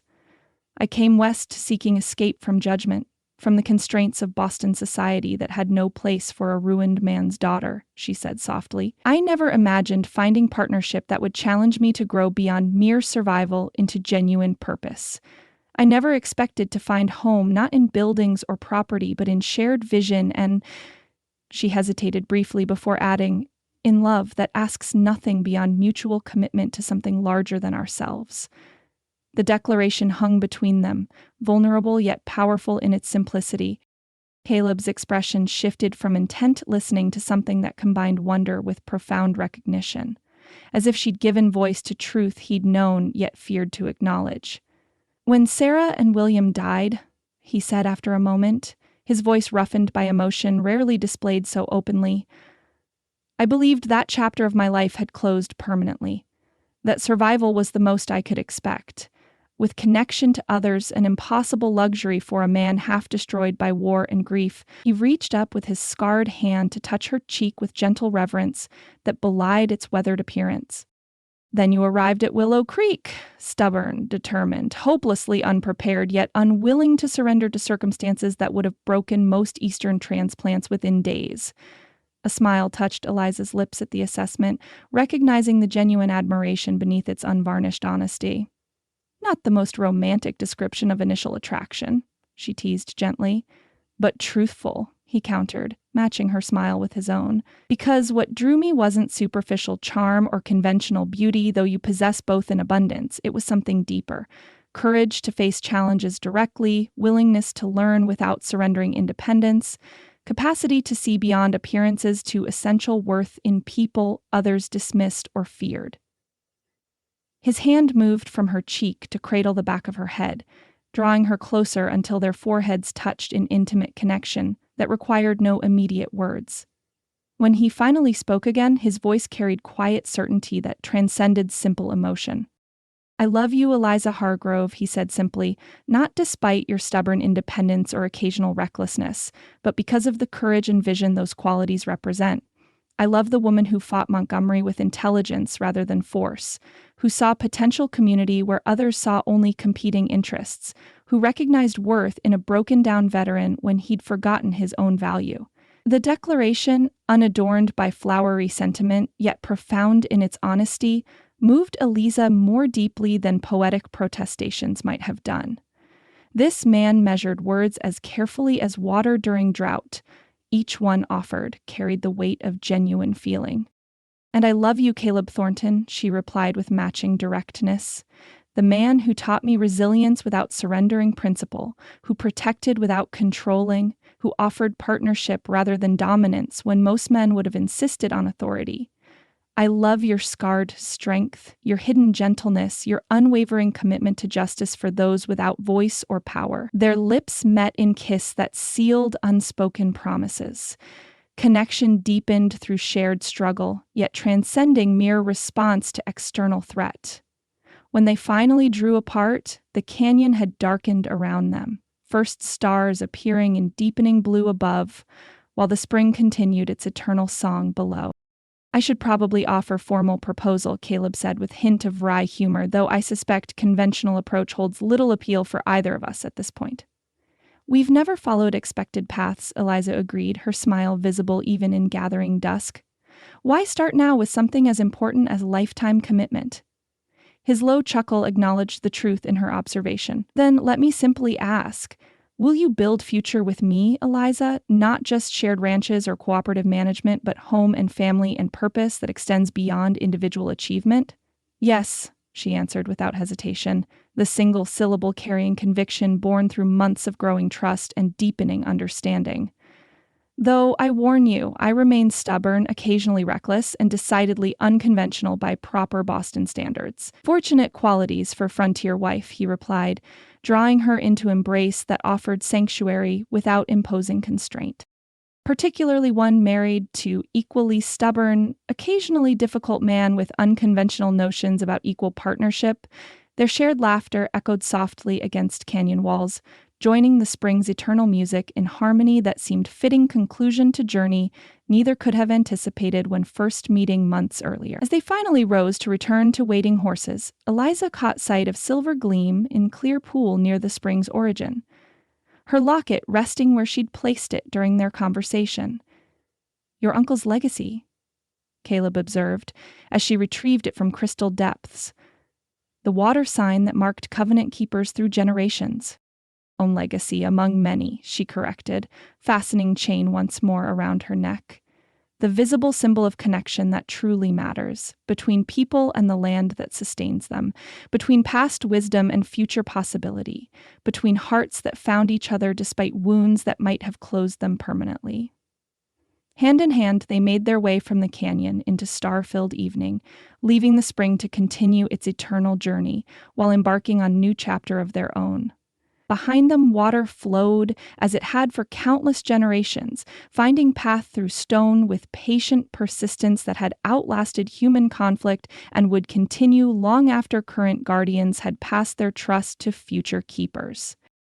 The Duskborn Covenant endured, not merely as document or legal agreement, but as living reality renewed through each generation's commitment to stewardship rather than ownership, to connection rather than division, to shared purpose larger than individual ambition. In this harsh yet beautiful land, water's lesson remained constant for those willing to learn from its example. That true strength came not from domination, but from adaptation. Not from isolation, but from joining with others in common cause. 6 months later, Eliza stood on the porch of the expanded ranch house at Willow Creek, watching sunset paint familiar landscape in hues of gold and crimson. So much had changed since that decisive confrontation at the spring. The Water Council established with representatives from all valley communities. Irrigation systems expanded to serve cooperative members with increased efficiency, tensions gradually easing as Montgomery adapted to partnership rather than dominance. More personal changes brought even deeper satisfaction. The simple ceremony 2 months earlier that had formalized her union with Caleb, witnessed by their diverse community of friends and allies, the gradual combining of their ranches into single operation that maintained individual character while benefiting from shared resources, the expanding garden that now produced surplus for exchange with neighboring farms, The small classroom established in former storage building where Isabella Rodriguez taught children from Anglo-Mexican and Apache families together 3 days each week. Caleb emerged from the barn, Scout bounding ahead as they completed evening checks of livestock. The sight of him still caused her heart to quicken. This man whose strength had never demanded her surrender, whose scars spoke of survival rather than defeat, whose love encompassed not just affection, but profound respect for her independence and capabilities. "Satisfied with your kingdom, Mrs. Thornton?" he called teasingly as he approached, using the name she'd chosen to adopt despite maintaining Hargrove for legal and business purposes.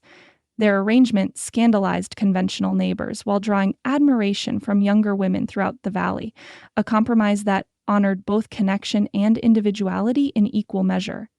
"Our kingdom," she corrected with a smile that welcomed him home, "though I was actually contemplating something rather more significant than property or possessions." His eyebrow rose in question as he joined her on the porch, arms slipping around her waist with comfortable familiarity that still carried a hint of wonder at their shared life. "More significant than successful harvest and expanding cooperative? You set ambitious standards for significance, wife." "Perhaps," she acknowledged, leaning against his solid warmth as evening chill settled around them. "Though I suspect you'll agree when I share particular development I've been considering since visiting Dr. Wilson yesterday." Understanding dawned in his amber eyes, transforming his expression from comfortable contentment to something approaching awe as his gaze dropped to her still flat abdomen. "Are you certain?" "Quite certain," she confirmed, her free hand covering his where it had instinctively moved to rest against her midsection. Expected arrival sometime in early spring, according to calculations. For a man typically measured in emotional display, Caleb's reaction revealed depths rarely visible to others. Joy mingled with vulnerability, excitement tempered by memories of previous loss, determination to embrace future despite past wounds. Without words, he gathered her into embrace that offered both protection and partnership, sanctuary without constraint. "Another covenant keeper," he said finally, wonder evident in his voice. "Another generation to carry the water sign when our time has passed." "Perhaps," Eliza agreed, touched by connection he'd made between their child and larger purpose that had brought them together. "Though I hope they'll inherit more than responsibility for Sacred Spring or legal oversight of water rights." "What more?" he asked, curious rather than defensive at her gentle correction. She turned within circle of his arms to face the darkening valley below, where scattered lights from cooperative members' homes created constellation that mirrored stars emerging overhead. Understanding that true wealth comes not from possession but from connection. That differences strengthen community rather than threatening it, when approached with respect rather than fear. That love, like water, finds its path through even the hardest stone when given sufficient time and patient persistence.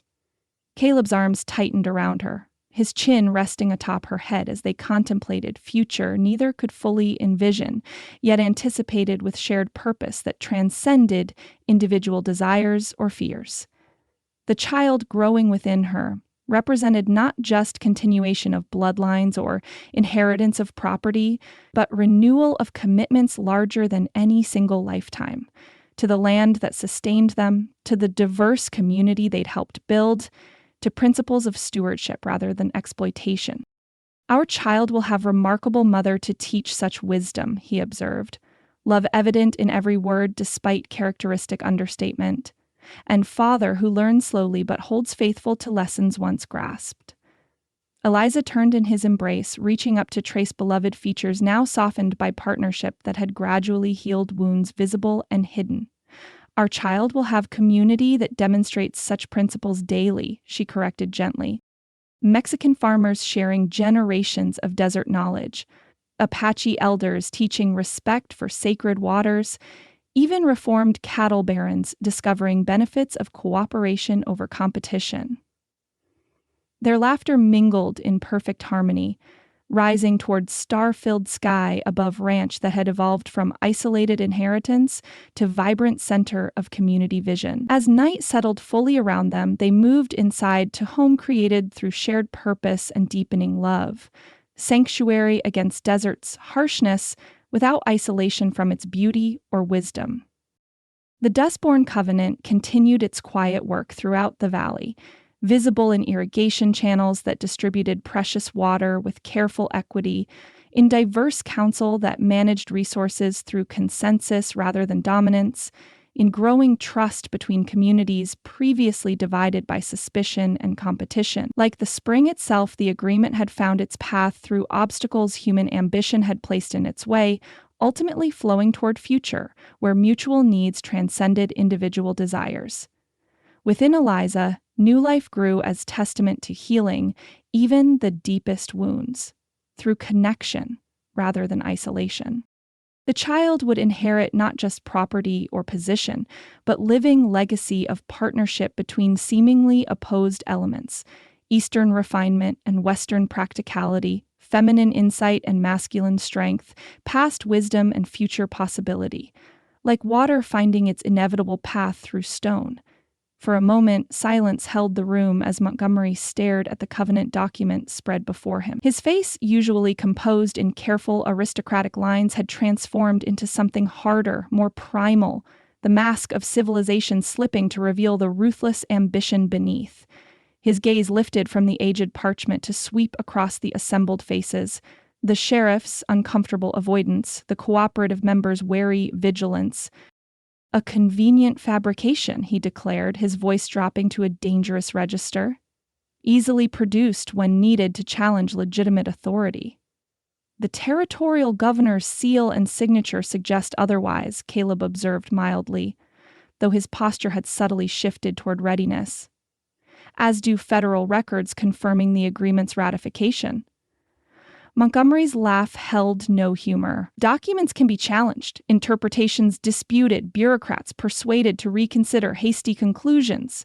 His hand moved to rest casually near his vest pocket, particularly when contradictory evidence emerges.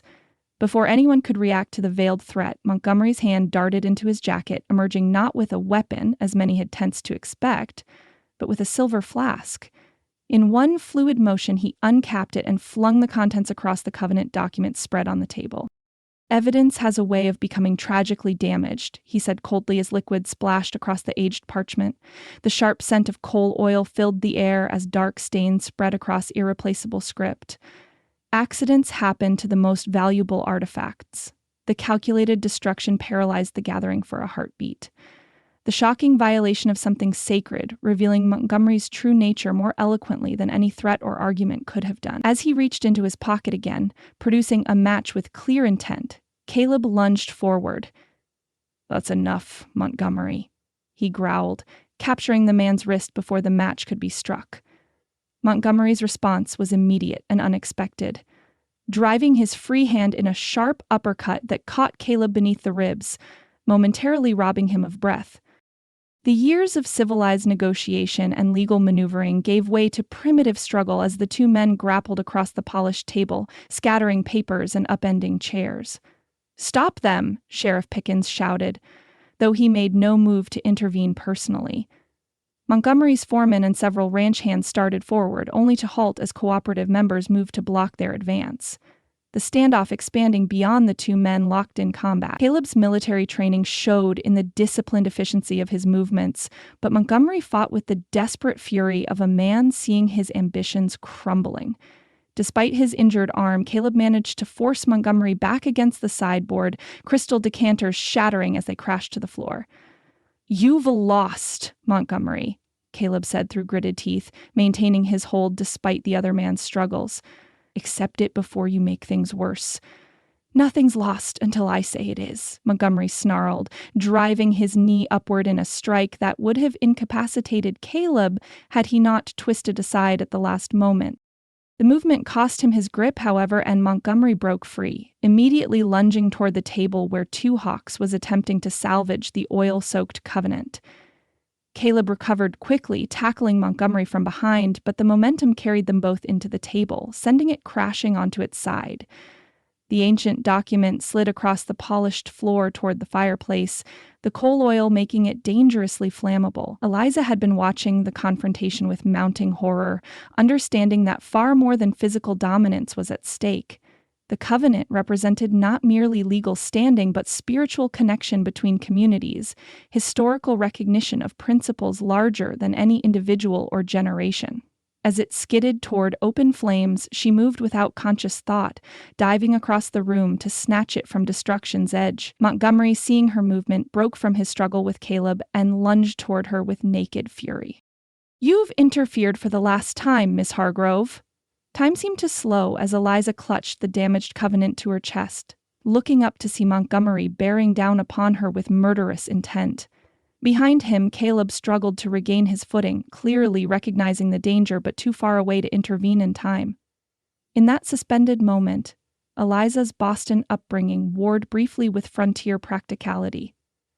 The lady's restraint against the survivor's instinct. Practicality won. As Montgomery reached for her, she kicked upward with every ounce of strength her split riding skirt allowed, her boot connecting solidly with his midsection. The unexpected counterattack drove the breath from Montgomery's lungs in an audible whoosh, doubling him over and giving Caleb the seconds needed to recover. Before Montgomery could straighten, Caleb had him in a powerful hold, right arm locked around his throat while the damaged left secured his wrists. "That's quite enough," Caleb said with deadly quiet that contrasted sharply with Montgomery's continued struggles. "Sheriff, I believe you've witnessed sufficient cause for arrest." Pickens stood frozen, visibly torn between long-established allegiance to Montgomery's power and the unavoidable reality of criminal actions performed before multiple witnesses. His gaze darted between Montgomery's apoplectic rage and the document Eliza still clutched protectively, physical evidence that couldn't be explained away or dismissed through influence. That is, the sheriff stammered, his hand hovering uncertainly near his gun belt. "Attempted destruction of legal documents," Eliza supplied calmly, rising to her feet with dignity despite her disheveled appearance. "Assault upon multiple witnesses to said destruction. Deliberate damage to covenant recognized by territorial and federal authorities." She met the sheriff's conflicted gaze directly. "Surely these constitute arrestable offenses even for the most connected citizen." The simple enumeration of charges delivered without hysteria or dramatic flourish seemed to penetrate Pickens' hesitation. His shoulders straightened slightly as decision crystallized, not courage perhaps, but recognition that his own future in the territory required distancing himself from actions that couldn't be hidden or excused. "James Montgomery," he announced with surprising firmness, "I'm placing you under arrest for destruction of legal documents, assault, and interference with territorial water rights." He turned to his deputy, who had maintained careful neutrality throughout the confrontation. "Handcuffs, Jenkins." Montgomery's struggle ceased abruptly, shock replacing fury as he processed this unprecedented defiance from a man he'd considered firmly under his influence. "You can't be serious," he said, disbelief evident in every syllable. "After everything I've done for you, the contributions to your campaigns, the convenient oversight of certain operations." "That's enough, Mr. Montgomery," Pickens interrupted hastily, color rising in his face as the implications of such public confession registered. "You have the right to present your case before the territorial judge. Until then, you'll be held in the town jail." As the deputy moved forward with restraints, Caleb maintained his hold, taking no chances until Montgomery was properly secured.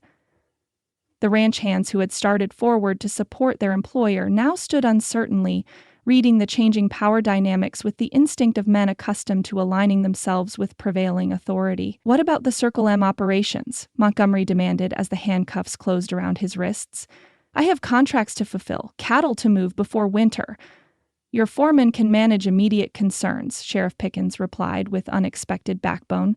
"The territorial court will determine longer-term arrangements depending on the outcome of your hearing." The implications registered visibly on Montgomery's features.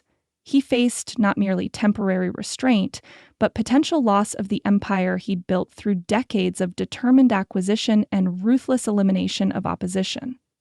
His gaze found Eliza, cold fury replacing the momentary uncertainty. "This isn't finished," he stated with quiet venom. "Influential friends don't abandon their own over minor legal entanglements." "Then perhaps it's time to reconsider the quality of your friendships," Eliza replied calmly. True connection transcends convenience or temporary advantage, a lesson the cooperative has demonstrated these past months. As the sheriff and deputy led Montgomery from the room, the atmosphere transformed, tension giving way to stunned recognition of what they'd collectively achieved. The Covenant, though damaged by coal oil, remained intact enough to serve its purpose. Montgomery's attempt to destroy it had only succeeded in demonstrating its profound importance to everyone present. Two hawks approached Eliza, carefully taking the document she still held. "Water remembers," he said simply, his weathered face expressing satisfaction beyond words. "It knows its protectors through generations." Caleb moved to her side, his hand finding hers in silent communication of shared victory and concern. "Are you hurt?" he asked quietly, eyes scanning for injuries from her confrontation with Montgomery. "Only my dignity," she assured him with a smile that held both relief and lingering adrenaline. "Though I suspect Mrs. Peterson would be scandalized by a lady resorting to such unrefined self-defense." "Mrs. Peterson hasn't seen what this particular lady has accomplished these past months," Caleb countered, his admiration evident beneath the light response. "Creating community from division, cooperation from competition, hope from desperation. We created it together," Eliza corrected gently, including the cooperative members gathering around them in her gesture. "All of us, contributing different strengths toward shared purpose." The recognition of their collective achievement spread through the room, transforming former adversaries into tentative allies united by witnessed truth too powerful to deny. Montgomery's ranch hands exchanged glances with cooperative members, mutual wariness giving way to practical assessment of changed circumstances. "The boss ain't coming back anytime soon," observed the Circle M foreman, a taciturn man who had overseen daily operations for years. "Leaves us with decisions about water sharing that can't wait for courts to sort things out. The Covenant establishes framework for precisely such cooperation," Senor Rodriguez pointed out, his dignity undiminished by the room's disorder. "A council representing all interests, including Circle M operations. Assuming you're willing to participate without Montgomery's direction," Eliza added, watching the foreman carefully. This moment represented potential breakthrough beyond their immediate victory.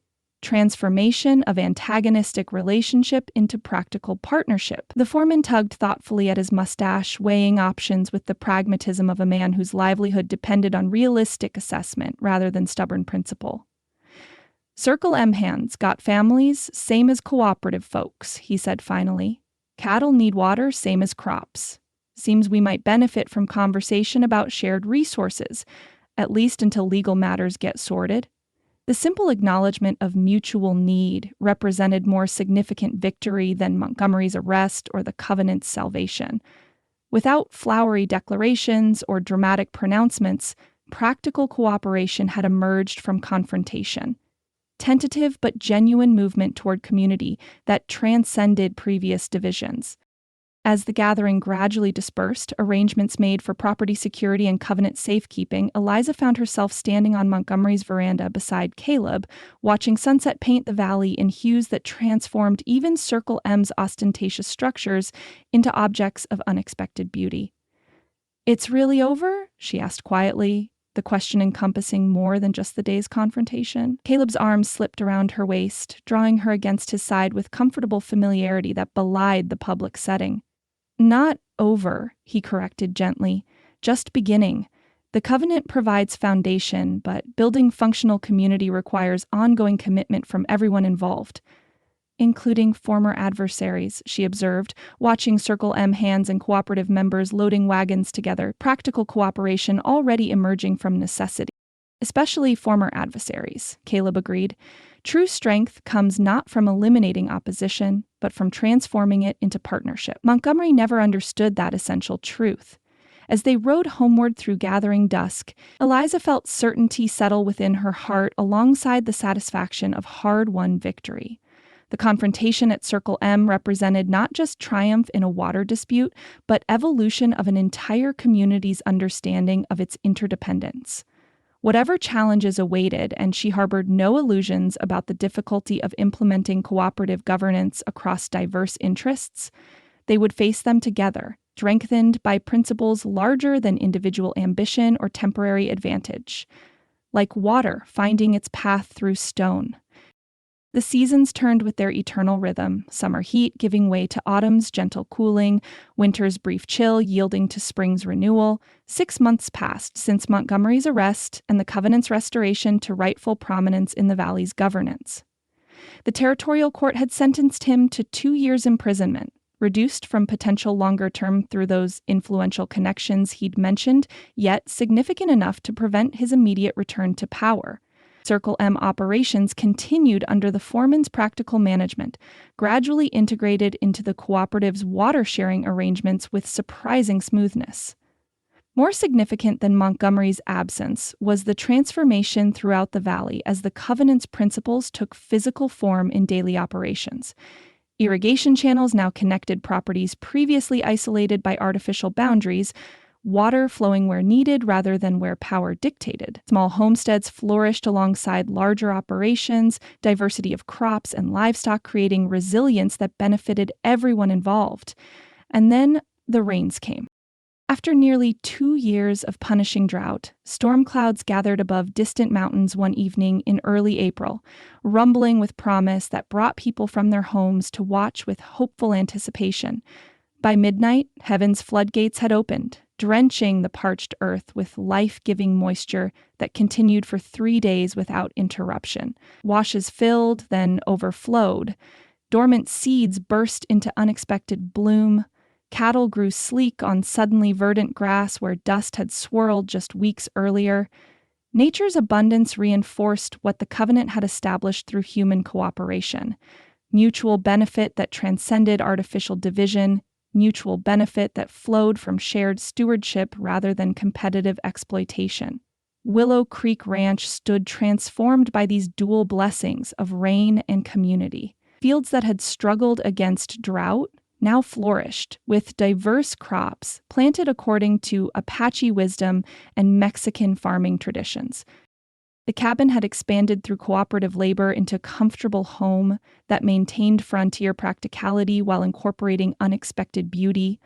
Hand-carved shutters from Rodriguez brothers, woven textiles from Apache women, furniture crafted by Anglo settlers with skills to share. Most profound was the transformation in human connections. Where Eliza had once stood alone against Montgomery's intimidation, she now moved within a web of relationships that provided both practical support and spiritual sustenance. The Water Council met regularly in Willow Creek's expanded main room, representatives from throughout the valley finding common ground despite occasional disagreement. Children from diverse backgrounds played together while adults conducted business, their natural acceptance of difference suggesting hope for generation unburdened by prejudices their parents still occasionally struggled to overcome. On a perfect spring morning, with wildflowers carpeting hillsides in riotous color and birdsong filling the air with nature's celebration, the community gathered at the sacred spring for ceremony unlike any previously witnessed in the territory.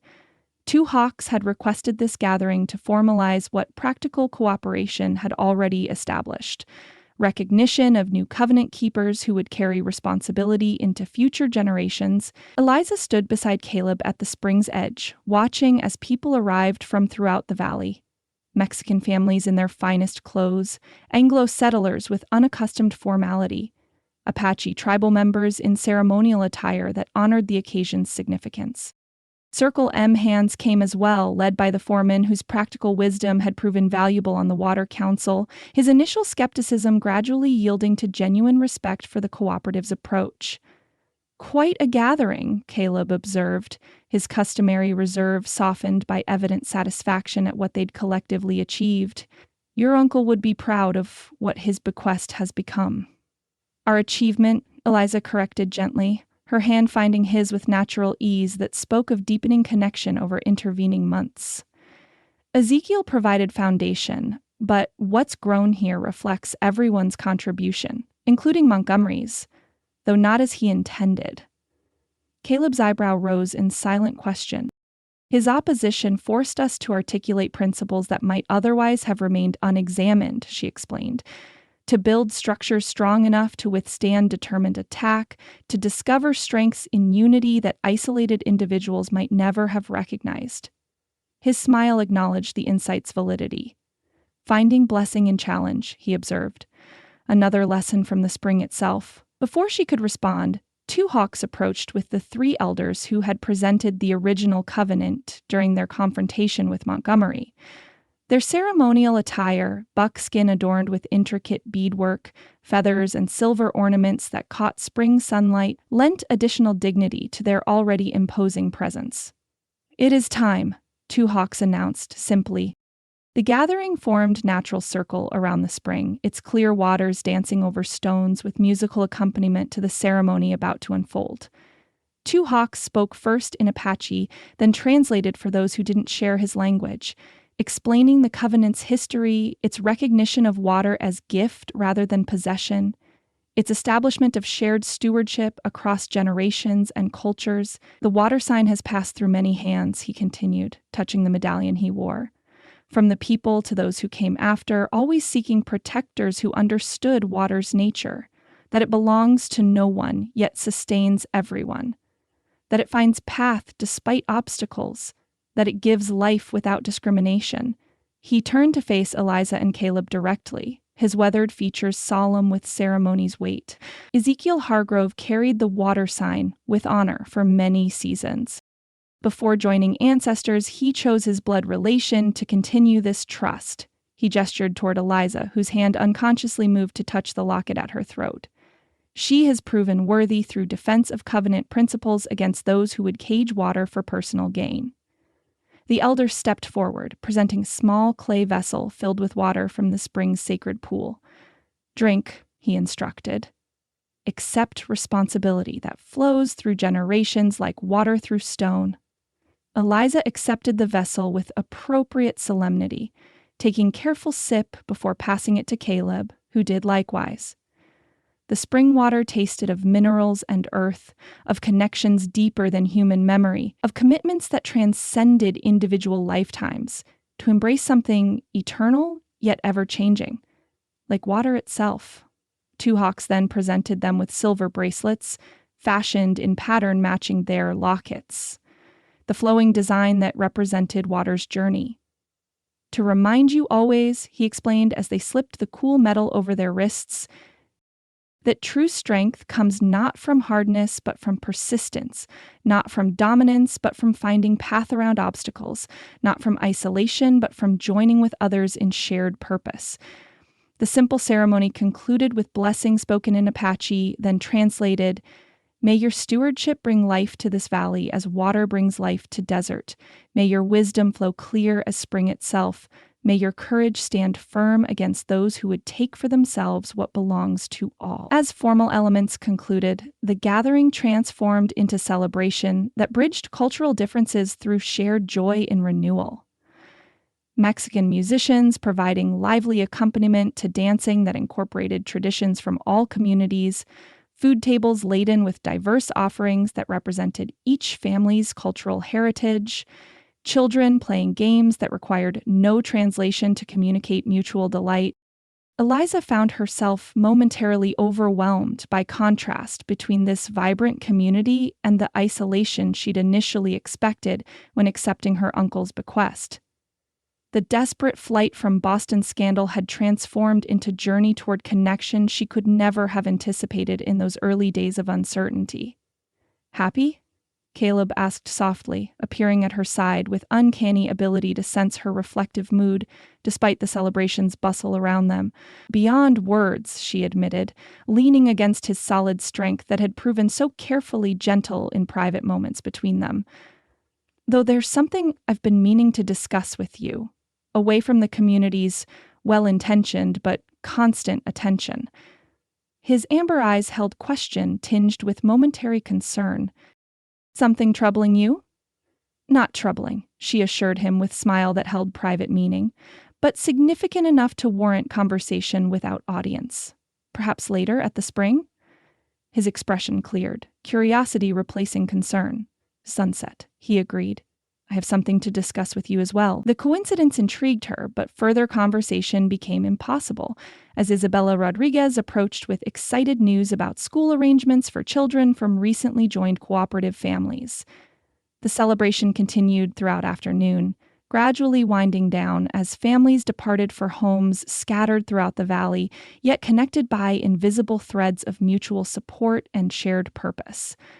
As sunset approached, Eliza changed from practical clothing into the blue calico dress Caleb had once mentioned, brought out matching color in her eyes.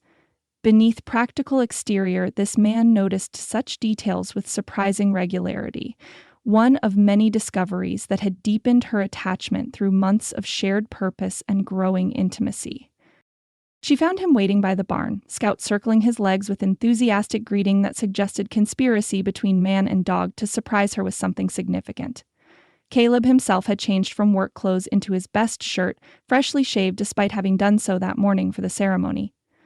"You're looking particularly handsome this evening, Mr. Thornton," she observed, enjoying the slight color that rose in his face at the direct compliment. For a man comfortable facing armed opponents or territorial officials, he maintained endearing modesty about his appearance, despite her frequent appreciation of his rugged appeal.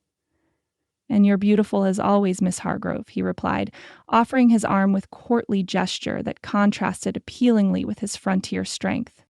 "Shall we?" They walked toward the spring in comfortable silence, each apparently lost in thoughts that didn't require immediate sharing.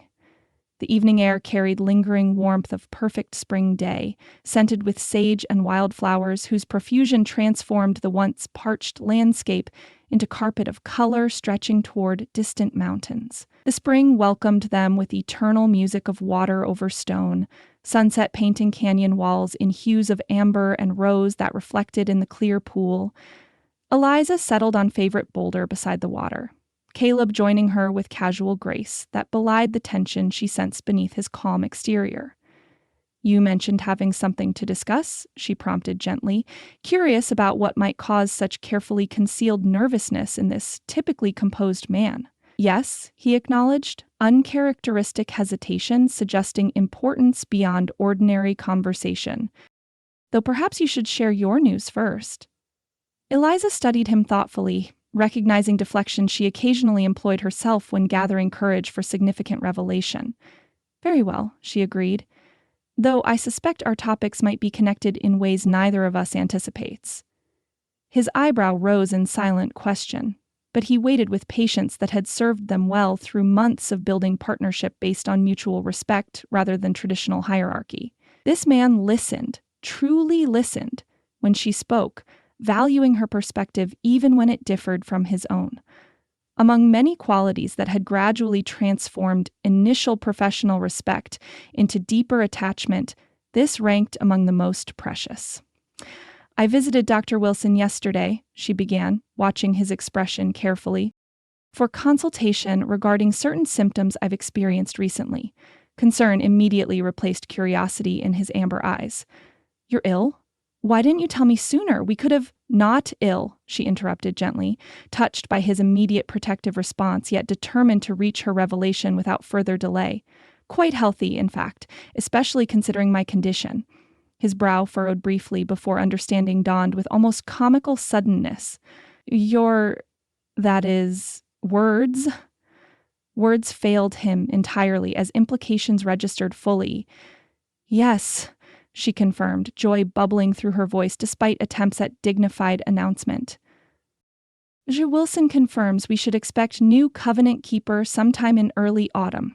For a man typically measured in emotional display, Caleb's reaction revealed depths rarely visible to others, wonder transforming his scarred features as he reached tentatively toward her still flat midsection, stopping just short of actual contact.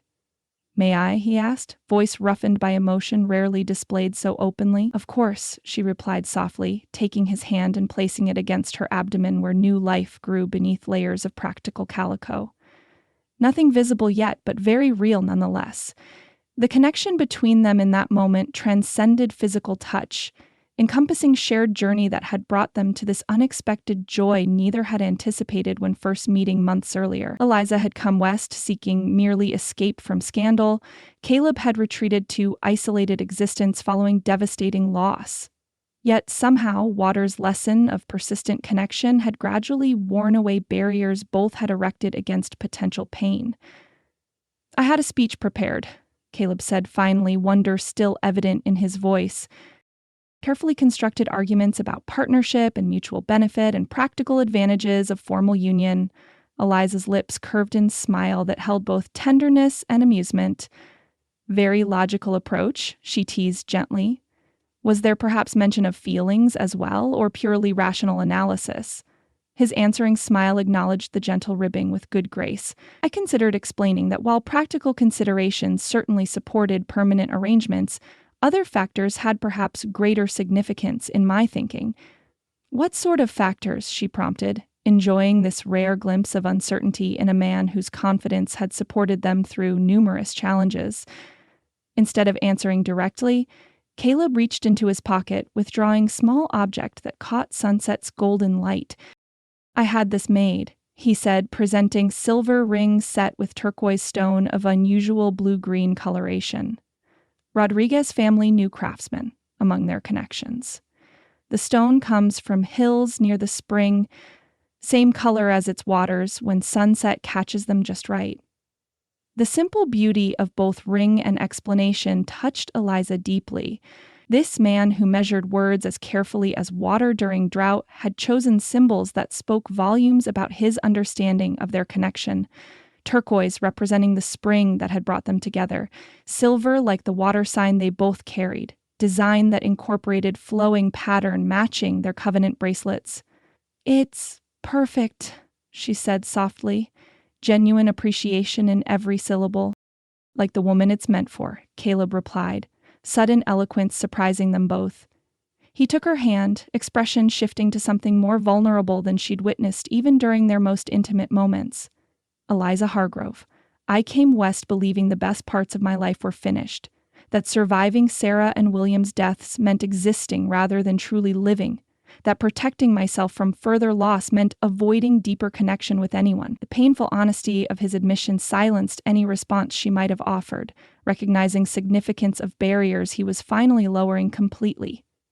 "Then you arrived at Willow Creek," he continued, amber eyes holding hers with intensity that communicated everything words couldn't adequately express. Stubborn, determined, hopelessly unprepared for frontier challenges yet unwilling to surrender to circumstances that would have broken most Eastern transplants within days, his description drew genuine laugh from Eliza, recognizing the clear-eyed assessment beneath what might have seemed unflattering to those who didn't understand this man's profound respect for resilience and courage. "Not the most romantic declaration," she observed, though her smile removed any potential sting from the words. "But honest," he countered, fingers tightening around hers. "Because what drew me wasn't surface charm or conventional beauty, though you possess both. It was something deeper. Courage to face challenges directly, willingness to learn without surrendering independence, capacity to see beyond appearances to essential worth in people others dismissed or feared." The simple declaration moved Eliza more profoundly than flowery sentiments might have done. This man had seen her, truly seen her, beyond social standing or gender expectations or conventional roles, valuing qualities that Boston society had considered liabilities rather than assets in a proper lady. "I loved you months before I found courage to acknowledge it," Caleb admitted, vulnerability evident in the confession. "Feared I had nothing worthy to offer woman of your capabilities and spirit. That you deserved someone whole in body and heart, not scarred veteran with damaged arm and wounded soul." "Caleb," she began, needing to correct this fundamental misperception, but he shook his head gently. "Let me finish," he requested, determination evident beneath emotional exposure. "Need to say this properly just once." At her nod, he continued, each word clearly chosen with deliberate care. "I love you, Eliza. Not despite your independence, but because of the courage it represents. Not as delicate ornament to protect, but as equal partner in whatever challenges life presents. Not as replacement for what I've lost, but as new beginning. I never expected to find. He offered the ring, expression combining certainty with lingering traces of vulnerability that made the gesture all the more precious. Will you marry me? Build life together that honors water's lesson? Finding path through obstacles, joining separate streams into stronger flow, creating something neither could become alone? The proposal, unadorned by pretense yet profound in its honesty, brought unexpected tears to Eliza's eyes. Not from sentimentality, but recognition of journey that had brought them to this moment of perfect understanding. This man had seen her most clearly when she stood strongest against adversity, had valued her capabilities without feeling threatened by them, had offered partnership rather than ownership when most men would have expected submission in exchange for protection. Yes, she answered simply, the single syllable carrying conviction born through months of growing trust and deepening understanding. Though I warn you, I remain stubborn, occasionally reckless, and decidedly unconventional by proper Boston standards. Fortunate qualities for frontier wife, he replied, slipping the ring onto her finger with gentle reverence before drawing her into embrace that offered sanctuary without imposing constraint. Particularly one married to equally stubborn, occasionally difficult man with unconventional notions about equal partnership. Their laughter mingled in perfect harmony, rising toward sunset sky while spring continued its eternal song below. When their lips met in kiss that sealed unspoken promises, connection deepened through shared struggle yet transcending mere response to external challenges. Eliza felt certainty settle in her heart alongside joy that seemed too profound for mere words. As they finally drew apart, the first drops of evening shower pattered against sun-warmed stones around them, gentle blessing that needed no interpretation. Rain had returned to the valley, just as hope had returned to lives once parched by grief and isolation. Your timing remains impeccable, Mr. Thornton, Eliza observed with a smile that held private meaning along with genuine delight. Taking his hand, she placed it once more against her abdomen where their child grew, physical embodiment of connection that had transformed separate journeys into shared path forward. Our family begins with Rain's blessing. Just as our partnership began with the spring, his expression held wonder that transcended mere happiness. Profound recognition of how completely their separate wounds had healed through patient persistence of connection that, like water, had gradually worn away barriers both had erected against potential pain. Rain fell more steadily now, transforming dust to fragrant earth, bringing diamonds of moisture to Eliza's hair and Caleb's shoulders as they remained beside the spring that had drawn them together. Neither moved to seek shelter, somehow understanding significance of renewal that surrounded them. Water blessing water, life affirming life, love acknowledging love in eternal cycle that transcended individual lifetimes or temporary hardship. The Dustborn Covenant continued, not merely as document or legal agreement, but as living reality, renewed through each generation's commitment to stewardship rather than ownership, to connection rather than division, to shared purpose larger than individual ambition. In this harsh yet beautiful land, water's lesson remained constant for those willing to learn from its example. That true strength came not from domination, but from adaptation, not from isolation, but from joining with others in common cause.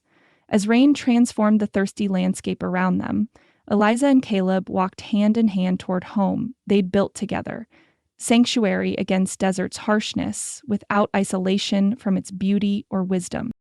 Behind them, the spring continued its eternal journey, finding path through stone with quiet persistence that had outlasted human conflict and would continue long after current guardians had passed their trust to future keepers. Like water seeking its level, healing had flowed into wounded hearts. Like separate streams joining to create more powerful current, their individual strengths had combined to form partnership that transcended traditional expectation. Like rain returning to parched earth, love had renewed lives once bounded by protective caution and fear of further loss. The water and their love renewing the dust-born land.